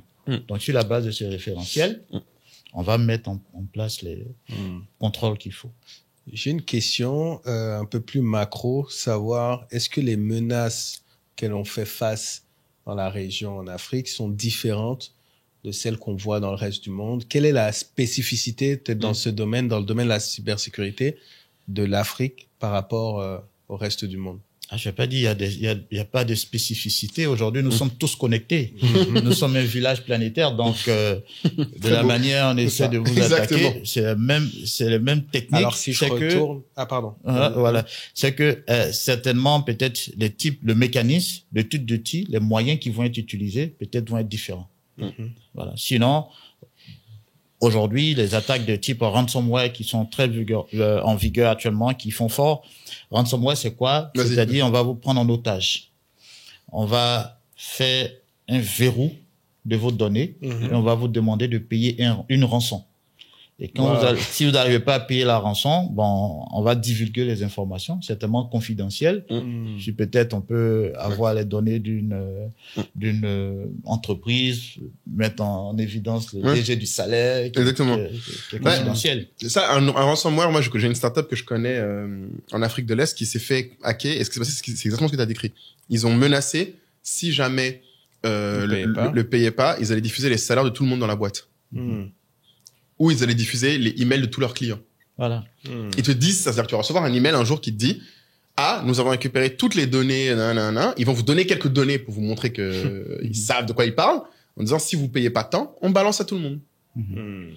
Et le danger, encore plus dans le ransomware, là où tu as raison, on va prendre quelque chose de plus proche pour les gens, c'est leurs réseaux sociaux. Beaucoup de gens, si tu leur dis demain, on te vole ton compte Instagram, t'as l'impression que c'est une petite mort. Ouais. Les gens sont... Non, mais je t'assure, et beaucoup de petits entrepreneurs se battent tellement pour avoir un petit compte Facebook qui marche, un petit compte Instagram. On voit des comptes, effectivement, des gens qui perdent leur compte, mais je les entends pas dire qu'ils ont reçu une demande de rançon. Des fois, ils te le diront pas. Ou des fois... Alors, ce qui arrive, moi, j'ai même vu des fois où les gens étaient même pas au courant qu'il y avait une demande de rançon.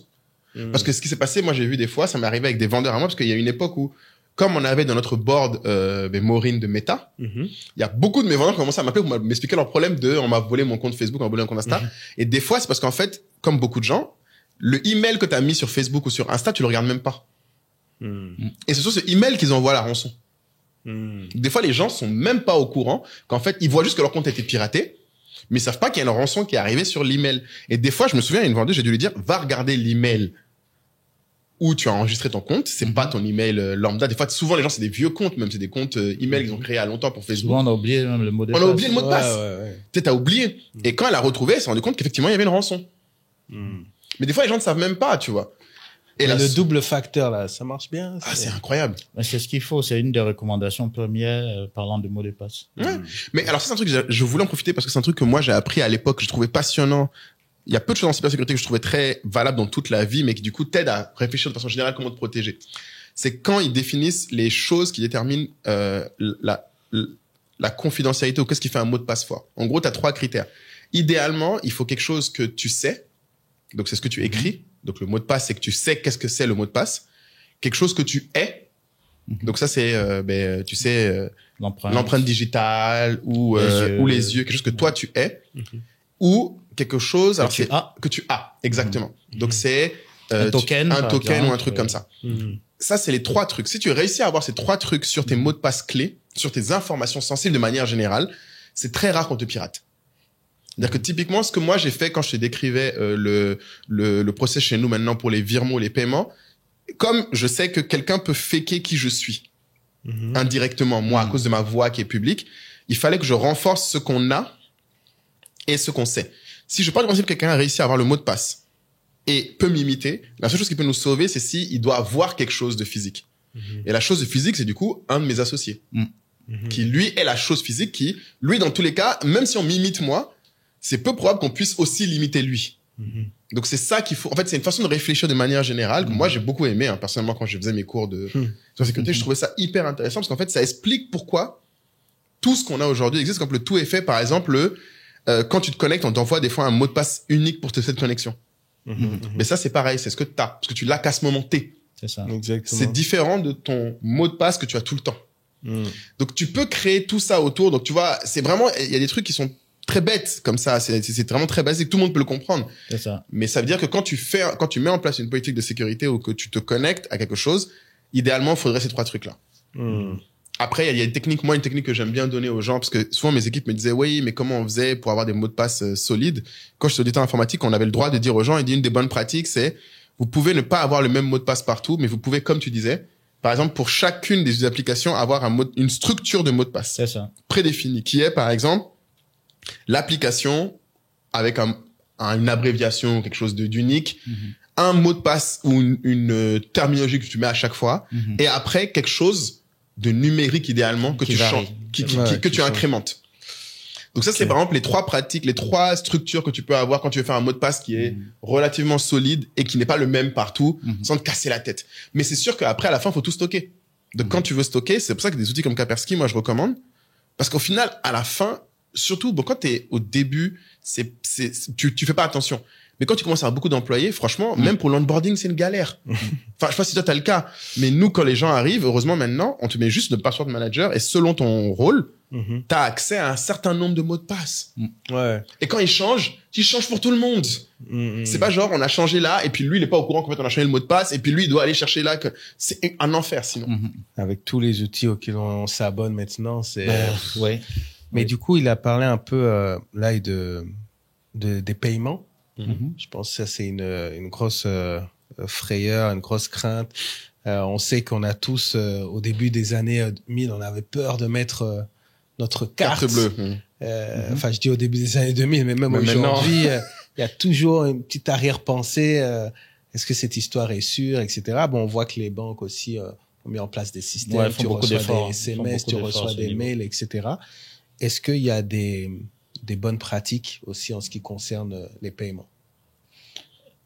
Là, je vais dire, il y a toujours des bonnes pratiques qu'il faut suivre, mais souvent, déjà, les gens... c'est risqué aujourd'hui ou parce que maintenant, c'est le risque, il est toujours là. Comme je dis, du moment où vous avez votre, je peux dire, téléphone connecté, il y a un risque. D'accord. Voilà. Maintenant, à quel niveau ce risque il est et quel est l'impact? Parce que c'est là-dessus, on se base pour dire, je dois pouvoir investir. Parce que si on me vole et que, bon, dans mon téléphone, je n'ai rien, aucune donnée, et qu'il part, c'est juste le périphérique qui part. Mais si j'ai des données confidentielles ou bien des données importantes pour mon entreprise, là, c'est très crucial. Donc, il faut que j'arrive à mettre un niveau de protection à ce niveau-là. Donc, sur les paiements, vous offrez quoi, du coup? Sur les paiements, il y a... qu'on propose beaucoup aux établissements qui sont dans le secteur bancaire et tout ça, il y a ce qu'on appelle le fraud prevention, pour savoir exactement est-ce que derrière, ce sont des humains qui frappent. Parce qu'en fonction de la vitesse de frappe, de rentrée des informations, on peut savoir si c'est une machine ou bien si c'est quelqu'un qui essaie d'usurper. Et également, pour tout ce qui est duplication de sites Internet Banking, on a des outils qui permettent de savoir, par exemple, telle banque, son site a été absorbé, dupliqué. Ah, c'est intéressant ça. Ça, il faut que tu expliques aux gens peut-être, parce que je pense qu'ils savent pas c'est quoi le duplication Internet Banking. Oui, Internet Banking, par exemple, vous avez votre plateforme d'Internet Banking. Mais des acteurs malveillants peuvent faire une copie de ce site à l'identique. Mais ça provient pas de votre banque. Ils font le même ça veut site dire web. qu'on le trouve sur Google. Non, ils vont le créer, voilà, ils le mettent en ligne. La copie, comment on tombe dessus? Ils te l'envoient? Par exemple, Entrepreneur State of Africa. D'accord? Lui, il va te mettre Africa avec S. .ci, par exemple. Toi, quand tu regardes, tu vas te dire c'est le même lien. Mais il y a le petit S à la fin qui diffère. Et toi, il va t'envoyer le lien. Tu vas cliquer, tu vas te retrouver, c'est la page à laquelle j'ai l'habitude d'avoir accès. Surtout qu'il faut que les gens acceptent une chose qui est très difficile à accepter en ligne, c'est que tout ce que tu mets en ligne est copiable. C'est-à-dire que n'importe qui peut s'asseoir demain et copier la page web d'une banque. Il y a rien que tu peux empêcher ça. Si c'est en ligne, c'est que c'est copiable. Il peut dupliquer. Il peut dupliquer, en fait. Même s'il n'arrive pas à faire de l'absorption, il peut demander à reproduire. À reproduire. Il y a rien, une fois que c'est en ligne, tout ce que tu mets en ligne est copiable. Et donc là où t'as raison, c'est vrai que ça, je savais pas que vous avez, c'est super cool parce que il y a, bon, après, ça dépend des sociétés, mais à certaines sociétés, effectivement, à la taille à laquelle t'es, ça devient important parce que, en fait, les gens ne font pas attention. Et donc, si on copie ta page, il faut que toi, faut que tu saches que quelqu'un est en train de se faire passer pour toi. Mais du coup, vos outils permettent de reconnaître, enfin, d'avoir une alerte quand c'est le cas. Effectivement. Parce que, à l'origine, on va pouvoir monitorer votre site. Pour savoir, effectivement, est-ce que ce site est en train d'être copié, en train d'être absorbé. Et on va également fouiller. Est-ce qu'il n'y a pas quelqu'un qui essaie d'utiliser, par exemple, des noms de domaines qui sont similaires à votre vote? Par exemple, le nom de domaine, je dis, par exemple, www.entrepreneur State of Africa. Si quelqu'un crée Africa avec un S, il va créer Africa avec un S. Nous, on pourra dire, attention, voici quelqu'un. Voilà, il faut jeter un œil. Pourquoi il y a la similitude avec notre nom de domaine? D'ailleurs, c'est le moment où on doit dire qu'il y a quelqu'un qui s'améuse, quelqu'un qui a pris un nom de domaine qui ressemble au nôtre aussi. Il y a un moment, ça. Ouais, mais il existe encore, hein. Des fois, il y a des gens qui, Entrepreneur State of Africa, s'il n'y a pas les tirets, c'est pas nous. Quelqu'un a créé un site. Bon, heureusement, on demande rien aux gens, on n'est pas en mode d'aller leur prendre de l'argent, mais comme tu décris, ça arrive beaucoup. Et alors on n'est pas une grosse société, tu vois, mais que les gens se rendent compte que ça arrive à tous les niveaux. C'est ça. Non, c'est clair. Et c'est de ça qu'on parle. Quelle que soit la taille, il faut au minimum de protection. Mais c'est intéressant. Et j'allais aussi te demander quel autre service que j'ai vu, un truc qui m'a beaucoup surpris dans votre offre que j'ai beaucoup aimé. Vous faites aussi du VPN. Oui, VPN, et ça toujours, on est sur la partie B2C. Oui. Pour, par exemple, si vous voulez avoir accès à des sites à distance ou bien à vos applications, on a la capacité également de produire. Et c'est inclus dans votre offre, en fait. Oui. Et ça va avec le password manager aussi. Oui. Parce qu'en fait, c'est un truc que moi, je trouvais super intéressant parce que beaucoup de gens qui nous écoutent ont des VPN. Nous, on se connaît au village. On va pas vous dire pourquoi vous faites ça, mais tranquille. On sait qu'on a tous des VPN, voilà, hein, entre nous. Et je trouvais ça important de se dire que, en fait, beaucoup d'entrepreneurs ont du mal, des fois, à investir dans ces choses-là parce qu'ils se disent, je vais pas l'utiliser souvent.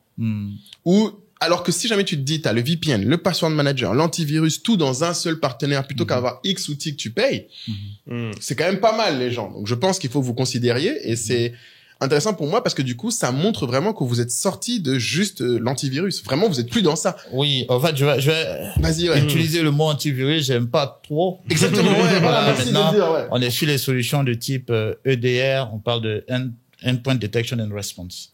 Endpoint Detection and Response. Pour faire simple, tout ça, ce sont des endpoints. Ce sont la tablette, l'ordinateur, le serveur, ce sont des périphériques. Donc, sur ces périphériques, on va pouvoir détecter les tentatives d'attaque et apporter des éléments de réponse automatisés. C'est intéressant. Et du coup, tu dirais que qu'est-ce que vous avez, par exemple, que les grosses boîtes ont, dont vous êtes particulièrement fiers ou je pense que, qu'est-ce qui pousserait quelqu'un? Parce que il y a des gens qui nous écoutent qui sont des fois des managers de boîtes. Et qui, ces sujets-là, ils entendent parler, mais ils savent pas vraiment qu'est-ce qu'ils peuvent faire pour se protéger. Donc, qu'est-ce que vous avez d'autre, à part les choses B2C, qui a de vraiment intéressant, du coup, pour capaciter? Oui, donc, comme je disais, sur la partie corporate, on arrive à porter plusieurs niveaux de protection. Là, j'ai parlé à un niveau plus haut où on parle de partie renseignement. D'accord? Savoir quelle est ma réputation numérique, par exemple, dans le dark web, ce genre de choses. Également, la partie supervision, parce qu'on a la capacité de superviser les actifs. On sait, des entreprises, souvent, manquent de ressources humaines. On peut pas savoir qu'est-ce qui se passe véritablement. Est-ce que je suis attaqué de l'extérieur? Donc, nous, on propose ce service aux entreprises. On parle de Security Operations Center, de SOC. Donc, on va pouvoir monitorer et faire devant tout ce qui est tentative d'attaque ou événement de sécurité pour alerter le client. Et sur la partie réseau également, si il y a des flux d'informations malveillantes au niveau du réseau, on va également pouvoir détecter cela. Et à la fin, il faut savoir que la plupart du temps, soit on a des données qu'on cherche à avoir, qu'on va pomper ou qu'on va utiliser. Donc également la protection à ce niveau. Données. Donc, tout cet ensemble, on va permettre à nos différentes entreprises d'avoir ce qu'on appelle une vie étendue. On parle des concepts maintenant de type XDR, Extended Detection and Response. Donc, ils ont une vue large sur l'infrastructure. Donc, ça, principalement avec les grandes entreprises, c'est cette approche que nous apportons. Et un élément qui est très crucial, il faut savoir que c'est l'humain qui est le maillon faible. Toujours. Comme disait mon prof de cybersécurité, il dit le problème se situe entre le clavier et la chaise. C'est ça, c'est l'humain. C'est exactement comme ça qu'il est résumé. Donc, je trouve ça terrible, mais c'est tellement l'humain, vrai. il est le maillon faible et l'élément, on veut le transformer également. Au lieu qu'il soit un maillon faible, il faut qu'il constitue un bouclier. Mais pour y arriver, il faut la sensibilisation à plusieurs niveaux. Et chez nous également, nous avons des outils qui sont en mode e-learning, où on va faire, par exemple, des campagnes de phishing. Donc, le phishing que j'ai expliqué tout à l'heure. Ah, vous faites des campagnes de phishing pour essayer de choper, de tester les employés. Voilà. Donc, ça, c'est bon, ça! Avant même de commencer la campagne, on va faire des emails et on va voir. Et la plupart du temps, quand c'est fait, on a les statistiques pour montrer au management. Combien tes employés se sont fait avoir comme des bleus? Ah, j'adore. Ça me régalerait, ça. Et on leur dit, monsieur, aujourd'hui, s'il y a une attaque de ce type qui cible votre entreprise, voici la probabilité que cette attaque puisse vous avoir. Et sur cette base, nous, on peut vous accompagner à changer le paradigme, à créer ce qu'on appelle la cyberhygiène, de sorte à ce que vos collaborateurs soient plus conscients du risque. Souvent, c'est pas de la faute des collaborateurs. C'est bien sûr. Ils n'ont pas les enjeux qui sont derrière tout cela qu'on leur demande de changer leur mot de passe. Véritablement, ils ne voient pas l'impact. Pour eux, c'est une charge et c'est les équipes IT qui leur mettent de la charge de travail. Pour rien. Moi, j'ai quelqu'un qui était à la comptabilité pendant ce truc. Il dit, mais les informaticiens, ils nous fatiguent. Est-ce que nous, on leur demande d'apprendre nos plans comptables et tout ça? Pour lui, ça, c'est le ressort de l'IT. Oh non, la sécurité aujourd'hui, c'est un aspect business. Ouais. Donc, dans le management de l'entreprise, il faut voir cet aspect comme un aspect business parce qu'on se digitalise. Ouais. Tous nos outils aujourd'hui ont des supports informatiques. Et si ces supports-là se font attaquer ou subissent une attaque, c'est le business qui en pâtit. J'ai envie de dire, on paye des assurances santé pour nos employés, des assurances responsabilité civile pour le bâtiment.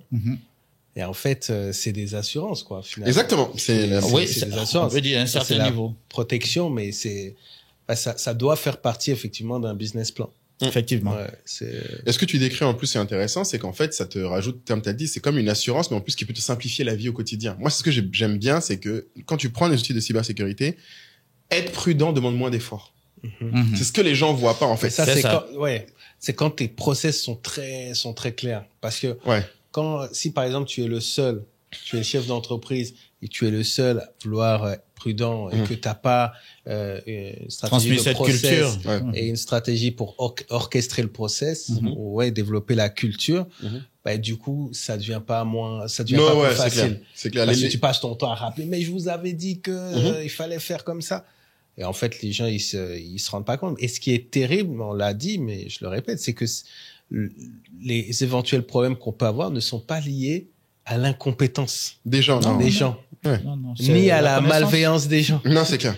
C'est tu sais pas en fait. Tu sais pas. Ouais, c'est tellement et puis ça va tellement vite la techno que voilà.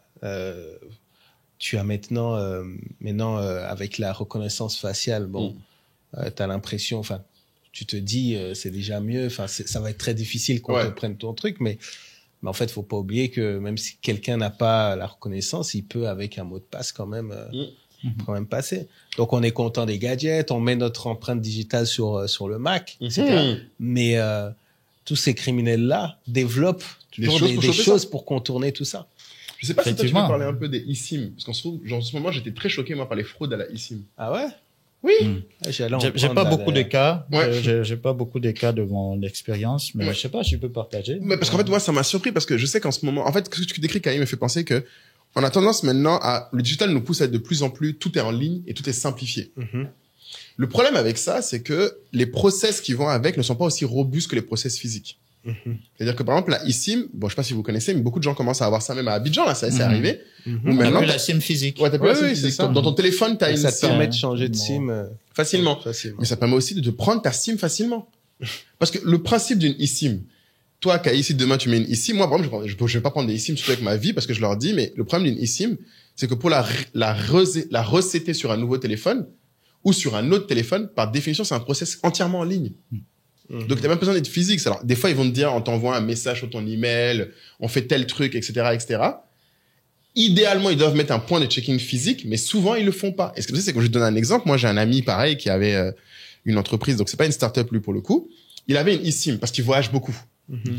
Et il s'est fait pirater sa eSIM parce que les gars ont juste réussi à trouver le mot de passe de son email sur lequel la eSIM allait. Ils ont dupliqué sa eSIM. Et comme il a décrit, ils se sont fait passer pour lui par des textos. Et sur what? Mais les gens aussi. Non, mais en fait, je pense que les gens ne se rendent pas compte à quel point les gens malveillants sont créatifs et ils sont nombreux. Mais en plus, ce qui fait le jeu des cybercriminels, c'est que de leur côté, les consommateurs, ils demandent quoi aux entreprises? Ils disent moins de contrôle, moins de points physiques, que ça aille plus vite, que ce soit digital. Oui. Donc quand tu as une banque qui est là, qui te dit, il faut que vous passiez à l'agence, nous les premiers, il faut que vous repassiez à l'agence, on a besoin encore de ces 2 signatures. Vous fatiguez. On est en 2025. Faites quelque chose, voilà. On voit le truc en ligne, tu vois. Donc c'est le contrôle. Exactement, t'as raison. Le contrôle. Mais et ce que t'as dit, c'est un très bon point. La friction a son utilité. On a tendance à vouloir tout enlever, qui est zéro friction. Mais sans friction, t'as pas de contrôle et t'as pas non plus de conséquences, de prise de conséquences. Tu vois, par exemple, moi, je te donne un exemple. Je voyage beaucoup aussi. La eSIM, c'est un truc que moi, je sais que j'ai pas envie de faire à l'heure actuelle. Parce qu'en plus, je suis une cible. Comme il a dit, j'avoue, par contre, il faut être conscient que on n'a pas tous le même niveau de risque. Il faut quand même s'assesser. Tu vois, nous qui sommes des gars qui voyageons beaucoup, qui avons des sociétés, on est des vraies cibles.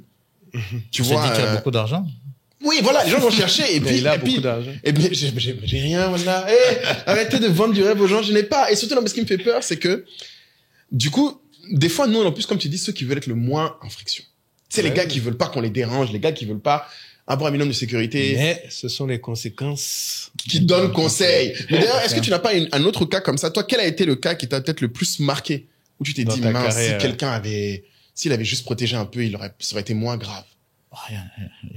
Il y en a tellement. Mais donne-nous ça, là, on est là pour ça. Comme je suis dans le domaine de la sécurité, j'évite vraiment de partager certaines informations parce que la personne derrière pourrait se reconnaître. Mais il faut savoir que souvent, c'est pas qu'ils n'ont pas les outils. Ils ont les outils. Mais c'est que ces outils, souvent, sont mal exploités. La plupart du temps, c'est ça. Chez les grandes, la majorité chez les grandes entreprises, ils ont des outils, mais l'exploitation au niveau opérationnel, ces outils ne sont pas mis selon les bonnes pratiques. Et ça laisse des failles dans le système et les gens, quand même, ils arrivent à entrer. Et c'est ce qui crée la difficulté souvent au niveau du top management qui, lorsque ces entreprises font face à ce type d'attaque, se disent, mais nous avons investi. Mais comment ça se fait que nous sommes victimes d'une attaque? Mais il faut comprendre que c'est un voyage de cybersécurité. Aujourd'hui, on peut dire quoi? On peut dire, je vais prendre toujours l'illustration au niveau des maisons. Vous allez aujourd'hui avoir la serrure avec la clé. On vous dit que il y a quelqu'un qui a pu dupliquer, il a ses différentes clés. Maintenant, vous devez passer au biométrique. Si moi, je suis le propriétaire de la maison, je dis, mais j'ai déjà investi sur une serrure. Pourquoi vous me dites encore de changer? Pour aller sur la biométrie. De changer parce que cette serrure, on a des gens qui ont le duplicateur des clés. Ils peuvent ouvrir. Donc, vous devez aller au niveau supérieur. Et c'est ça un peu le challenge. C'est que c'est un voyage sans fin aujourd'hui.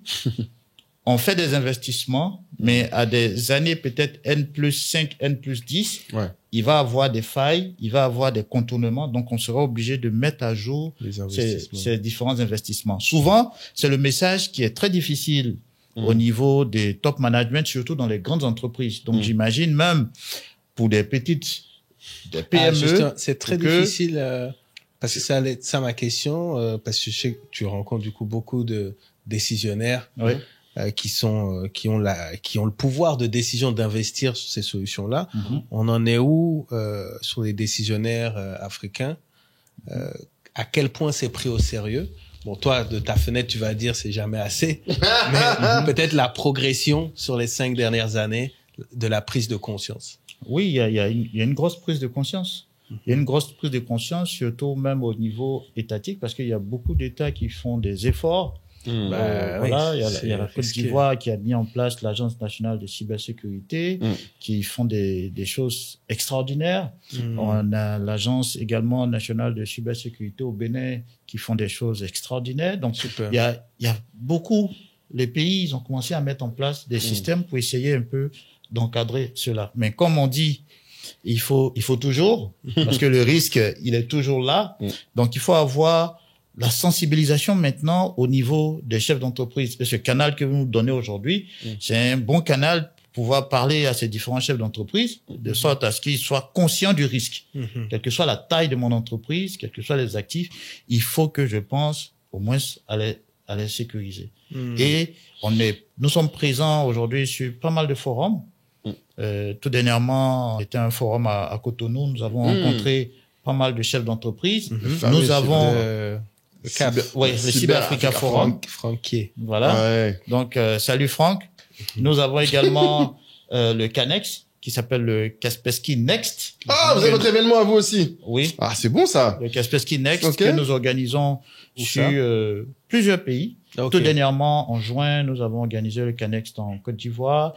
Nous avons également organisé un CANEX au Cameroun, également en Mauritanie, au Mali, au Maroc, de sorte à ce que on puisse sensibiliser, passer le message sur les nouvelles attaques Et qu'est-ce que nous apportons comme solution face à ces nouvelles? C'était une question de... Attends, on va les citer un peu, parce que la tribu SOA. Donc, c'est Bakary qui avait posé la question. Et il y avait aussi une question de savoir s'il y avait des secteurs qui étaient plus exposés que d'autres. Oui. Oui. Il y a e-commerce. Oui. Mais parce que tout ce qui est digital, t'es plus exposé. Plus l'asset est digital, plus t'es exposé. Il faut comprendre. Rien ne change. C'est que maintenant, c'est devenu intangible. On ne touche plus. À l'époque, on regardait les westerns. Qu'est-ce que les gars, ils attaquaient? C'était le train qui transportait l'argent. Ouais, exactement, le fourgon et le train. Le fourgon qui transportait. Heureusement qu'il y avait Lucky Luke. Voilà. Heureusement qu'il y avait Lucky Luke. Et c'est pareil. C'est pareil. Aujourd'hui, vous allez avoir tout ce qui est établissement financier. Parce que, qu'est-ce qu'ils veulent? Ils veulent l'argent. Principalement, ils vont s'attaquer à ces établissements. Aujourd'hui, beaucoup des établissements importants, vitaux pour certains pays. Aujourd'hui, les gens commencent à les cibler parce qu'il y a des entités, une fois qu'ils sont pas fonctionnels pour le pays, ça peut créer des crises, au fait. Donc, également, les gens commencent à penser à attaquer ces entités-là carrément. Mais je pense que vraiment les gens sous-estiment à quel point le monde est méchant. Oui. En fait, je veux pas, Kaï, c'est quel rappeur que je cite quand je dis le monde est méchant? C'est Nino qui dit ça? Niska, je crois. C'est Niska qui dit que le monde est méchant. Merci Stanislas. Oui, Stanislas. Méchant. Mais parce que, en fait, c'est que, comme tu disais, peut-être pour reprendre le point sur les secteurs, moi, c'est quand j'ai fait de l'e-commerce que j'ai réalisé à quel point. Parce que nous, on n'en parle jamais. Là où t'as raison, c'est que le nombre de gens qui ont essayé de frauder, de nous attaquer en brute force, de rentrer dans nos données, tu n'imagines pas, Kaï. Et c'est-à-dire qu'on a eu des cas, par exemple, où on a eu des moments, je donne un exemple très concret, à un moment, on a dû carrément même arrêter sur notre plateforme. Tu sais, on avait une fonctionnalité qu'on adorait qui permettait aux acheteurs de parler aux vendeurs.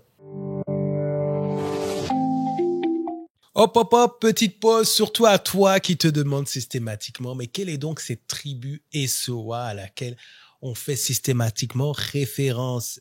La tribu SOA, c'est la communauté d'Entrepreneur State of Africa, la meilleure communauté du monde mondial. Une communauté dans laquelle vous êtes déjà 300 membres à se retrouver au quotidien avec Moula et moi à échanger. Alors, ce n'est plus sur Telegram, c'est maintenant sur la plateforme Skool. Et sur cette plateforme, c'est génial parce que c'est comme si on avait notre réseau social SOA dans lequel on peut débriefer des épisodes, on peut débriefer d'un projet business que vous avez, on peut rebondir sur des éléments d'actualité. On fait également chaque mercredi soir les masterminds avec des experts de la tribu qui prennent la parole. C'est vraiment un lieu, un espace d'émulation à laquelle on veut que vous participez. 200 € pour l'année, 120 000 francs CFA. Franchement, c'est un bon deal. C'est un bon deal. Et surtout, ce n'est pas qu'une plateforme. Nous avons également des événements, des meet-up à Abidjan, à Dakar, à Douala, à Washington. Les membres se retrouvent même à Londres. Et dans ces événements, vous serez très souvent surpris par la présence de guests que vous avez vus dans le podcast. Donc, c'est tout ça qu'on met en place parce que vous savez à quel point le pilier entourage est important pour nous. Il est important d'avoir un bel entourage. Il est important d'être conscient de son ambition. Il est important d'être conscient de son entourage. Et on veut vraiment que vous nous rejoigniez si vous êtes ambitieux parce que cette aventure, on l'a commencé avec vous et on veut l'emmener le plus loin possible avec vous. Donc, à très vite dans la communauté et je vous laisse suivre l'épisode. Oui. En fait, je veux pas, Kaï, c'est quel rappeur que je cite quand je dis le monde est méchant? C'est Nino qui dit ça? Niska, je crois. C'est Niska qui dit que le monde est méchant. Merci Stanislas. Oui, Stanislas. Méchant. Mais parce que, en fait, c'est que, comme tu disais, peut-être pour reprendre le point sur les secteurs, moi, c'est quand j'ai fait de l'e-commerce que j'ai réalisé à quel point. Parce que nous, on n'en parle jamais. Là où t'as raison, c'est que le nombre de gens qui ont essayé de frauder, de nous attaquer en brute force, de rentrer dans nos données, tu n'imagines pas, Kaï. Et c'est-à-dire qu'on a eu des cas, par exemple, où on a eu des moments, je donne un exemple très concret, à un moment, on a dû carrément même arrêter sur notre plateforme, tu sais, on avait une fonctionnalité qu'on adorait qui permettait aux acheteurs de parler aux vendeurs.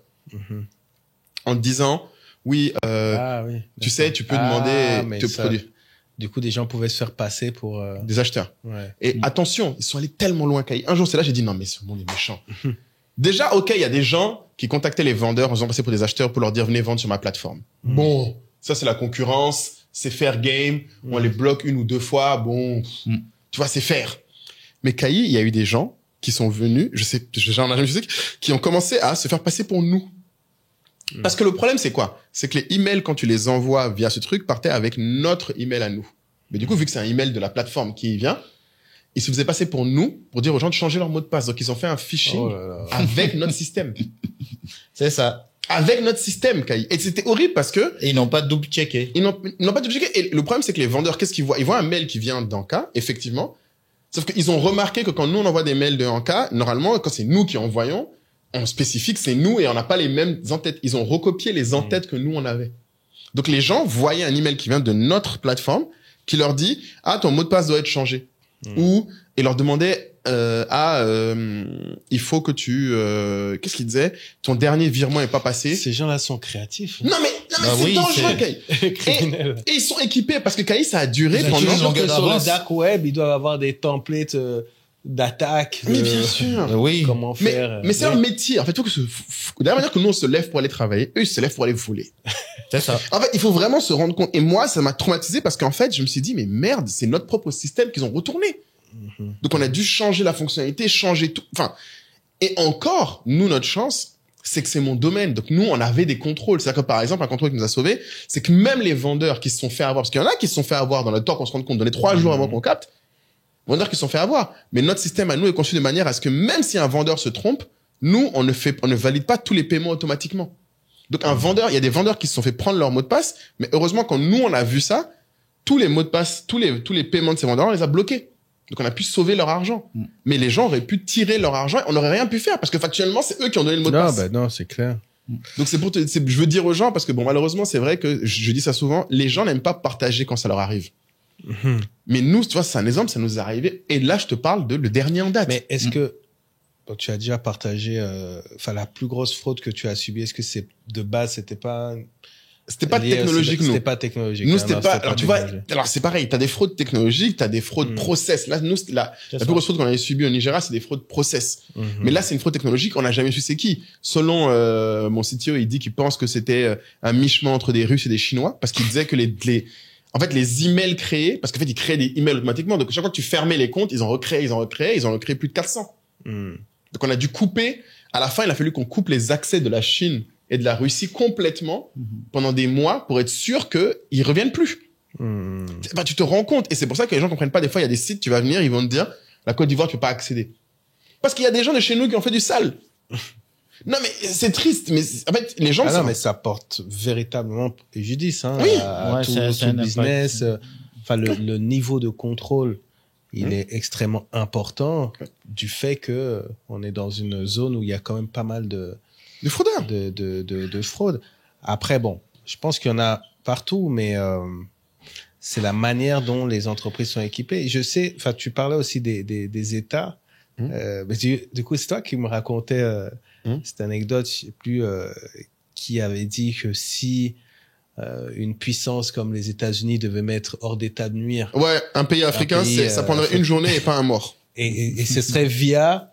la guerre économique. Ce serait via la technologie, en fait. Oui, ils nous coupent les accès à 2-3 trucs. Ils prennent nos zones névralgiques. C'est plié. Mais c'est pour montrer aux gens jusqu'où ça allait, parce que on parle de l'aspect business, on peut te voler un peu d'argent, mais on peut carrément déstabiliser un État avec la cybercriminalité. Oui, du moment où les différents moyens aujourd'hui sont digitalisés, on utilise des outils informatiques, le risque, il est là. Donc, il faut penser à tout ça quand nous concevons les systèmes. Donc, on va vous parler de security by design, c'est-à-dire depuis la conception, nous pensons aux aspects sécurité.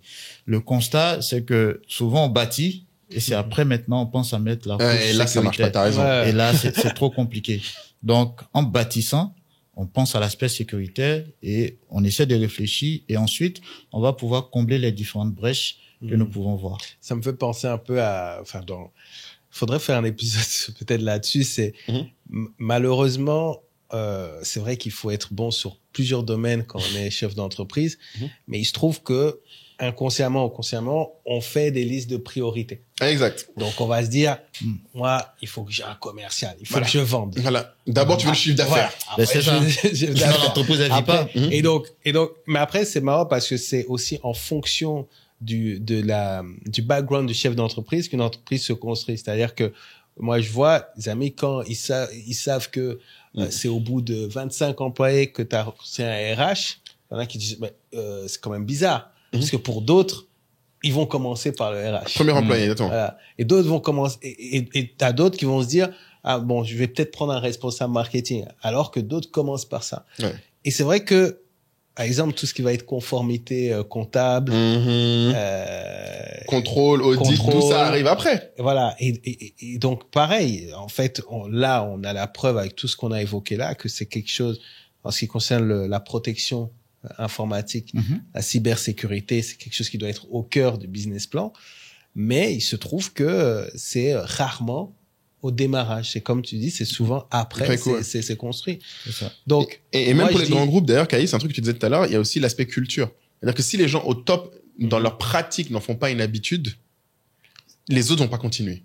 Non, c'est mettre tous les outils. La sensibilisation commence par le top management. Toujours. Parce que une fois que ça descend, ça peut passer. Nous, quand nous coachons les entreprises, ce type de messages ne viennent jamais de la direction informatique ou bien de la direction sécurité. Il faut pas que ce soit informatique, c'est vrai. Ça vient toujours du top management, en fait du top down, de sorte à ce que la culture soit partagée. Donc, on arrive à échanger avec certains managers pour leur faire comprendre les enjeux. Soit sponsor, comme on dit. Voilà, il faut un sponsor qui a du poids. Et quand l'information descend, cette culture, elle arrive à être distillée à tous les collaborateurs. J'avais encore question de la tribu. Alors, c'est plus sur le parcours, plus sur le métier, sur comment est-ce que on peut finalement aussi épouser une carrière dans ce domaine-là. C'est de savoir si il y a beaucoup de formations sur ce sujet-là. Et puis, il y avait aussi une question par rapport à le genre. Comment convaincre et trouver des jeunes filles intéressées en fait sur ce domaine-là, parce que bon, Amal dit que c'est souvent les hommes, mais bon, comme dans le secteur informatique, souvent le cas. Est-ce que vous êtes dans vous avez également vous travaillez également sur la formation? Je sais que vous avez à un moment donné une académie. Donc, oui, voilà. Effectivement. Mais avant même de parler de l'académie, je vais revenir sur la première question. Quel est le parcours? Le parcours, c'est vrai qu'on a commencé sur le tien. Voilà, une personne qui veut être un acteur vraiment dans la sécurité informatique, dans la cybersécurité. Vous avez le cursus classique. Donc, vous allez aller faire des écoles d'ingénieurs ou certainement vous allez avoir des diplômes en cybersécurité. À côté de cela, il y a la partie certification. Moi, je suis un pur produit, hormis l'aspect classique. Moi, je suis allé dans l'option certification où j'ai fait plusieurs certifications, que ce soit en réseau, en sécurité informatique. Voilà. Et également, le top, aujourd'hui, l'une des certifications les plus élevées, qui est le CSSP. Voilà. Donc, le CSSP, voilà, je connais pas. En cybersécurité, je pense pas en Côte d'Ivoire. Peut-être nous sommes. Ouais, c'est pas nombreux. Ouais, pas nombreux. Maximum. Parce qu'en fait, c'est le même institut que celui qui fait le mien, le CISA. Voilà. C'est des accords, Non, ça c'est, non. CISA, c'est SICA. CSP, c'est IC Square. IC ouais, voilà. c'est vrai. Vous êtes l'autre branche. ISC, et puis, le Square. Le Square derrière. Voilà. Donc, principalement, ils peuvent suivre un cursus. Ensuite, se spécialiser en faisant des certifications. Et la prochaine étape, il y a des gens qui peuvent se mettre directement. S'ils sont très bons, parce qu'il y a des gens qui finissent, ils ont appris. Parce que là, c'est beaucoup d'auto-formation. C'est vrai, vous allez avoir ce que vous apprenez à l'école, mais il faut beaucoup d'auto-formation. Donc, il y a des gens qui finissent, ils sont très opérationnels. Ils montent des petits cabinets, mais bon, souvent, ça prend du temps. Mais moi, ma recommandation, quand vous finissez, la plupart du temps, c'est d'aller dans des sociétés d'intégration de solutions. Là-bas, qui sont spécialisés dans la partie sécurité informatique. Et là, vous allez vous faire la main parce que vous allez toucher à plusieurs domaines de la sécurité. Parce que c'est vrai, le mot, il englobe plusieurs fonctions. Ouais. Parce que dans la sécurité, vous pouvez avoir des gens qui sont sur la partie gouvernance, Vous pouvez avoir des gens qui sont sur la partie sécurité opérationnelle. Vous pouvez également avoir des analystes. Ouais, des gens qui sont dans les l'IAM. réponses à incidents. Ouais. Des gens qui sont dans la recherche. Donc, il y a plusieurs corps de métier. Ok. Voilà. Donc, en fonction de vos préférences et également du besoin sur l'environnement où vous êtes, vous pouvez vous spécialiser. Et en termes de débouchés aujourd'hui? Oui, aujourd'hui, c'est près de 4 millions de postes à travers le monde. Donc, s'il y a des jeunes ou bien il y a des personnes qui veulent se reconvertir, vous pouvez. Il y a beaucoup de moi, souvent, les gens m'appellent pour dire on cherche un profil d'avant-vente. En fait, les avant-ventes, c'est quoi? Ce sont des personnes qui ont des aspects techniques et qui ont quand même cette appétence à pouvoir vendre. Donc, pouvoir expliquer aux clients les outils techniques, La mais qui ont double, des casquettes un peu commercial. de commercial. Aujourd'hui, ce sont des profils qui sont très difficiles à trouver. Ok. Moi, de base, j'ai un background technique, mais j'ai eu la chance la vente. d'intégrer une entreprise dans mes débuts où le manager, c'était un sales, c'était un commercial. Ah. Donc, comme tu disais, en fonction de son parcours, même étant ingénieur, même le chauffeur, tout le monde devait vendre. Donc, il nous a inculqué, et je profite de la lucarne pour saluer Monsieur Bouraïma. Bonjour à vous. Très bien. Il faut toujours reconnaître les anciens qui ont formé. Oui, ça a été une très belle école où c'était des coachings en sales. Malgré qu'on était des ingénieurs, on faisait des installations chez les clients. Pourquoi? Parce que son discours, c'était, vous êtes tout le temps chez le client, vous êtes nos yeux là-bas, vous pouvez avoir des informations que nous n'avons pas. Donc, faudrait pas te concentrer à faire tes installations et tout ça, il faut aussi choper de l'info et choper voilà, il faut. Donc ça, par exemple, aujourd'hui, j'ai plein de demandes, des personnes qui me demandent, Hervé, est-ce que dans ton réseau, tu connais pas quelqu'un qui a un profil avant-vente? Et ça, par exemple, ce sont des profils aujourd'hui. C'est vrai que on n'a pas d'école qui forme les profils d'avant-vente. La plupart du temps, c'est appris sur dans les domaines techniques, c'est des postes vraiment, vraiment importants. Moi, je sais quand j'étais de l'autre côté, parce que quand j'étais acheteur, j'achetais des prestations informatiques et j'étais chaque fois surpris du niveau où mon interlocuteur pouvait aussi bien parler technique que vente. Et d'ailleurs, sur leur carte, il y avait écrit ingénieur commercial. Donc, c'était vraiment la fusion des demandes. Et on en a déjà parlé ici. Les gens cherchent chaque fois le parcours parfait ou le CV parfait. Mais très souvent, c'est la combinaison de deux skills clés séparés, qui, mis ensemble, font de vous un profil très recherché sur le marché. Et ça m'amène à parler un peu de mon parcours parce que là, comme je disais, j'ai commencé en tant que ingénieur technique qui faisait des déploiements et des installations.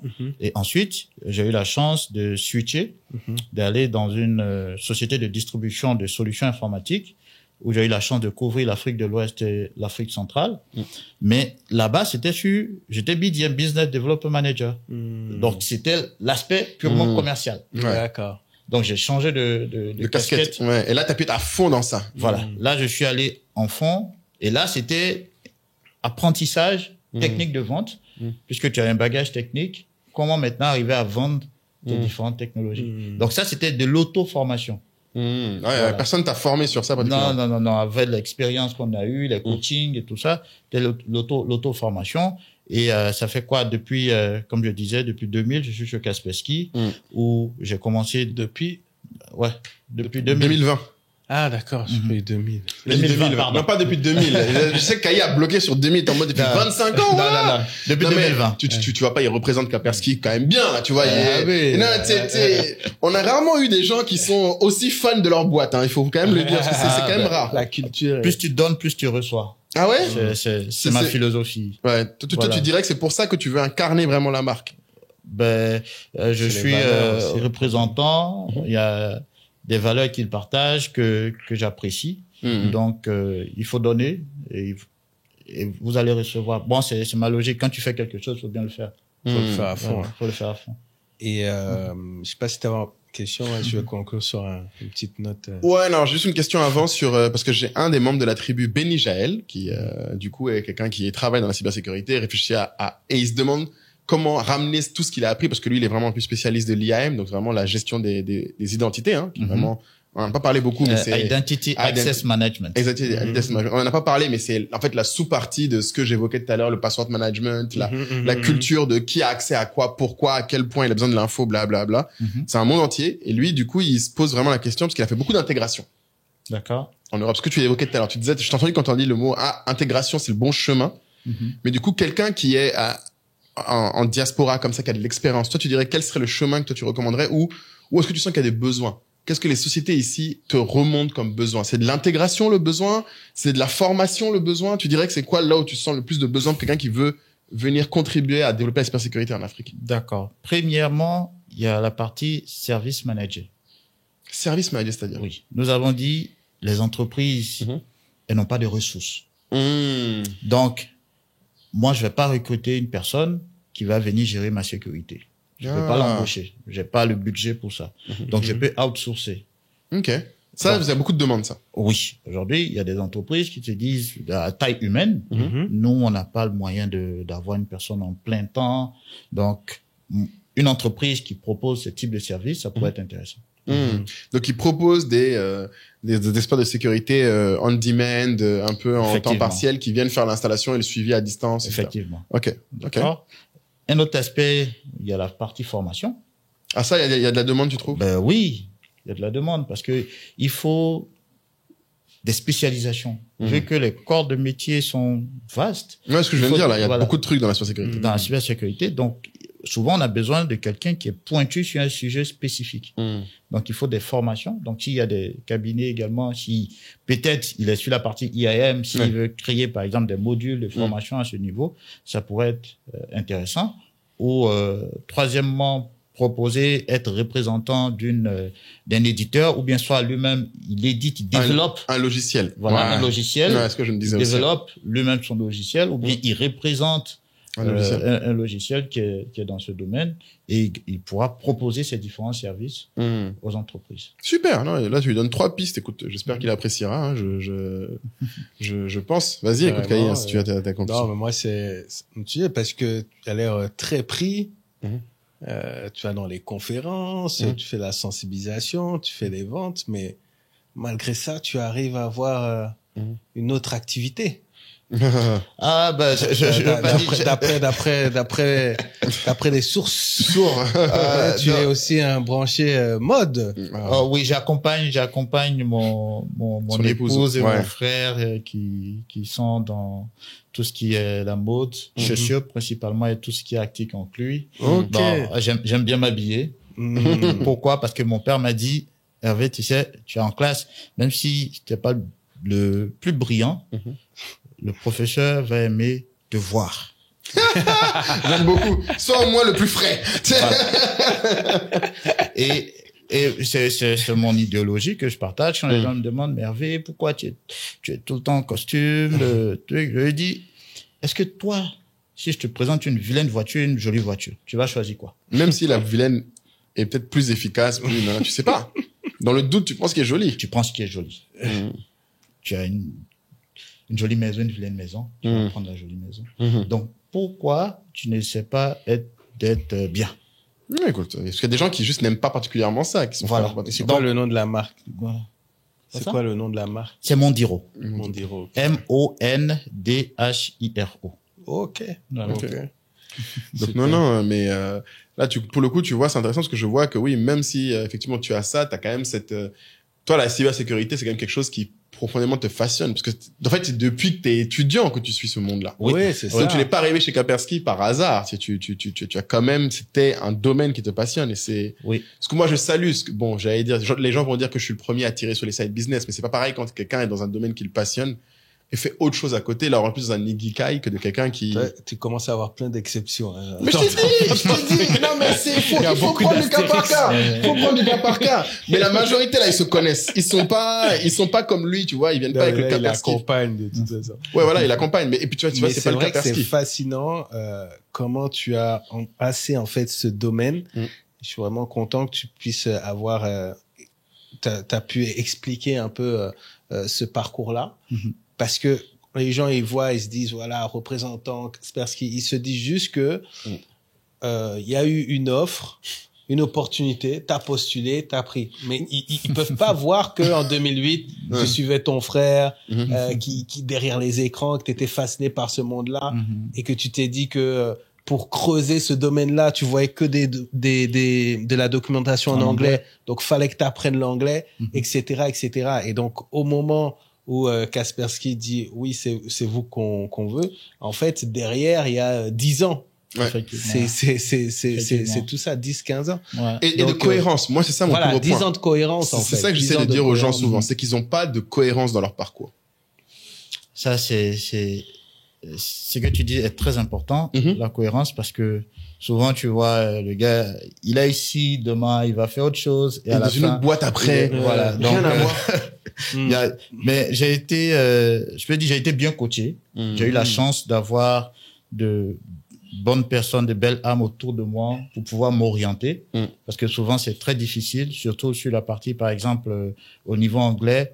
C'est vrai, j'avais les documents, mais j'ai mon frère qui m'a dit, il faut y aller parce que si tu veux aller loin, cette barrière linguistique, elle sera grande. Surtout ici, enfin, quand on dit, bon, c'est pas commun, quelqu'un qui prend l'anglais au sérieux en Côte d'Ivoire. T'as plein de gens qui sont à des hauts postes. Je t'explique. On avait fait le partenariat avec comment même. ETS, ouais. Nous, on a fait un partenariat même pour pousser les gens qui passent le TOEFL, le TOEIC, etc. avec ETS. Ouais. Vas-y, je t'explique comment cette histoire d'anglais commence. J'ai un de mes frères qui quitte au Maroc. Il vient avec de nouveaux jeans et tout ça. Et là, je suis à l'académie. Et j'ai un de mes potes, lui, qui avait déjà fait le Ghana. Il avait déjà fait l'anglais et il était venu compléter sa formation. Donc, il a des bouquins, il a des trucs. Et je lui dis, mais moi, ça m'intéresse parce que tu vois, tout le monde nous dit, il faut qu'on parle anglais. Et il m'a dit, mais c'est simple, tu me donnes parce que j'aime tes nouveaux jeans. Donc, je lui donne les jeans et il me donne son book et les CD. Donc, qu'est-ce que je faisais? C'est à 18h après les cours, heureusement qu'on était en cité. Moi, je mets le play. Et t'écoutes. J'écoute. Wow. Et j'avais un de mes potes qui me disait, mais toi, tu veux devenir chanteur américain? Parce que je faisais beaucoup les chansons, parce que j'apprenais beaucoup. C'est un moyen très facile d'apprendre les chansons. Ah oui. Mais c'est pas la musique que j'ai appris l'anglais, hein, je dis la musique et jeux vidéo. Donc. Voilà, donc séries. j'apprenais les chansons et ils avaient, par exemple, des mots, comment tu arrives dans une ville, comment te présenter. Et j'ai trouvé intéressant. J'ai dit, bon, il faut aller maintenant se mettre dans l'environnement. Et c'est là que je me retrouve au Ghana pour pouvoir pratiquer. Mais comme j'ai dit, je devais faire 1 an, mais en 6 mois, vu que j'avais déjà boosté Abidjan. En 6 mois, j'étais déjà opérationnel. Tu vois. Le plan, encore une fois. Voilà, le focus, c'est le plan, encore une fois. Focus is the game. En tout cas, tradition. Écoute, oui, on doit lui demander, est-ce qu'on lui fait la tradition, on lui demande qui est la personne la plus connue de son téléphone, à l'ancienne. Oh, non. Ça revient plus, ça. Moi, j'aimais beaucoup cette, tu trouvais pas que t'étais pas convaincu? Comment dit? Donc, normalement, pour conclure le podcast, pour prouver et montrer qu'ils ont été jusqu'à la fin du podcast, les gens vont devoir faire un commentaire en utilisant un mot que tu vas choisir pour résumer notre conversation. Juste un mot. Un mot. Un mot? Un seul mot. Pour résumer notre conversation. Je vais dire partage. Partage. Ok. Ok, il va nous montrer que... Mais partagez pas vos mots de passe, hein. C'est pas mal. C'était bien passé celle-là, je la valide. Jeu de jambes validé. C'était très beau. Donc, si vous avez apprécié l'échange, merci de nous le signaler. Donc, exactement. On a vraiment essayé de vulgariser au maximum ce domaine-là. Ouais. On a beaucoup appris. Donc, dites-nous en commentaire ce que vous avez appris, peut-être les idées reçues que vous aviez sur ce domaine-là, que ça vous a permis d'éclairer, ou alors les idées reçues qui vous restent en tête. Ça peut être intéressant pour voir s'il faut encore creuser ce sujet-là. Et puis voilà, je pense qu'on mettra le LinkedIn pour les gens qui veulent peut-être t'ajouter sur les réseaux. Oui, pas de souci, pour des conseils, des personnes qui souhaitent des orientations. Et comme je le disais, j'ai eu la chance d'avoir de belles âmes, de bonnes personnes autour de moi pour me guider. Et je serai disponible, raison pour laquelle j'ai parlé de partage, parce que c'est l'une de mes missions également, essayer de coacher le maximum les jeunes, de sorte à ce qu'ils puissent s'orienter et ne pas aller dans tous les sens. Amen. Voilà, ça c'est ce que j'aime entendre. D'ailleurs, par contre, on n'a pas répondu à la question sur les femmes. dans ce domaine. C'est vrai qu'on est passé un peu à côté tout à l'heure. Ah oui, Amal. Qu'est-ce que toi tu dirais là là-dessus? Est-ce que tu penses qu'il y en a de plus en plus? Est-ce que tu penses qu'il n'y en a pas assez? Est-ce que tu penses qu'il y a quelque chose à faire là-dessus? Il y a pas longtemps, Kai, il faut que tu saches qu'on m'a accusé de ne pas assez soutenir Abidjanese InTech. Ah, ben oui, t'as On- pas Oui, t'es pas un nous Nous travaillons apparemment. On m'a dit que je suis pas un gars Nous qui soutient travaillons les avec efforts. elle. Ça m'a fait beaucoup rire. J'ai dit, moi, je suis pas un effort. J'ai Toi, tu as pris ton badge. Toi, J'ai le vraiment. badge, on fait les podcasts. T'es un vendu. Bon, laissons-le répondre. Pardon, réponds. nous travaillons effectivement avec, Abidjanese InTech? oui. Très bien. Oui. Voilà, on travaille avec elle. Mhm. Également, on a un de nos partenaires, Diamond Security, qui a organisé un événement pour la promotion de la cybersécurité avec les femmes, que nous avons également accompagnées. Voilà, donc, ce sont des actions, je pense, très louables. Pourquoi? Parce que moi, dans le domaine, j'ai vu que 15, c'était surtout sur la partie gouvernance, gestion des risques. C'était très, Oui, très, souvent c'est plus très, carré. voilà, très carré. Donc, quand ils sont à ces postes, pas obligé d'être au niveau opérationnel de la sécurité, mais le constat que j'ai fait, quand ils sont à ces postes, c'est très bien fait. Très bien fait. Ouais. Amen. Bon, bah écoute, merci encore Hervé d'avoir pris le temps. Merci à Kaspersky du coup, parce que j'espère Et puis que... dites-nous en commentaire si vous vous êtes fait cyberattaquer, parce que nous on s'est dévoilé comme ça. J'avoue, ouais, ça pour une fois, tu as ouvert dans la... Si vous vous êtes fait, Si vous aussi vous êtes fait banane. que ça soit par des brouteurs, peu importe. Personnellement ou professionnellement, on vous autorise, là c'est open bar, c'est la session partage Voilà. dans les commentaires. Thérapie de groupe. Thérapie de groupe, que les gens sachent que vous n'êtes pas seul. Et n'hésitez pas en tout cas. Et Et merci il y a de la nous avoir solution écoutés. Kaspersky pour plus revivre ça. Exactement. Prenez Kaspersky. Effectivement, il faut se protéger avec les outils Et Kaspersky. surtout partagez si vous avez des entrepreneurs autour de vous Ouais. qui commencent à avoir ces sujets-là, même des chefs d'entreprise, hein, des gens qui sont dans des grands groupes commencent à des sujets-là, pas que les informaticiens, même les autres, partagez-leur cet épisode si vous avez l'occasion. Allez, ciao. Ciao. Abonnez-vous. Allez, hein. merci. Au revoir. Ouais.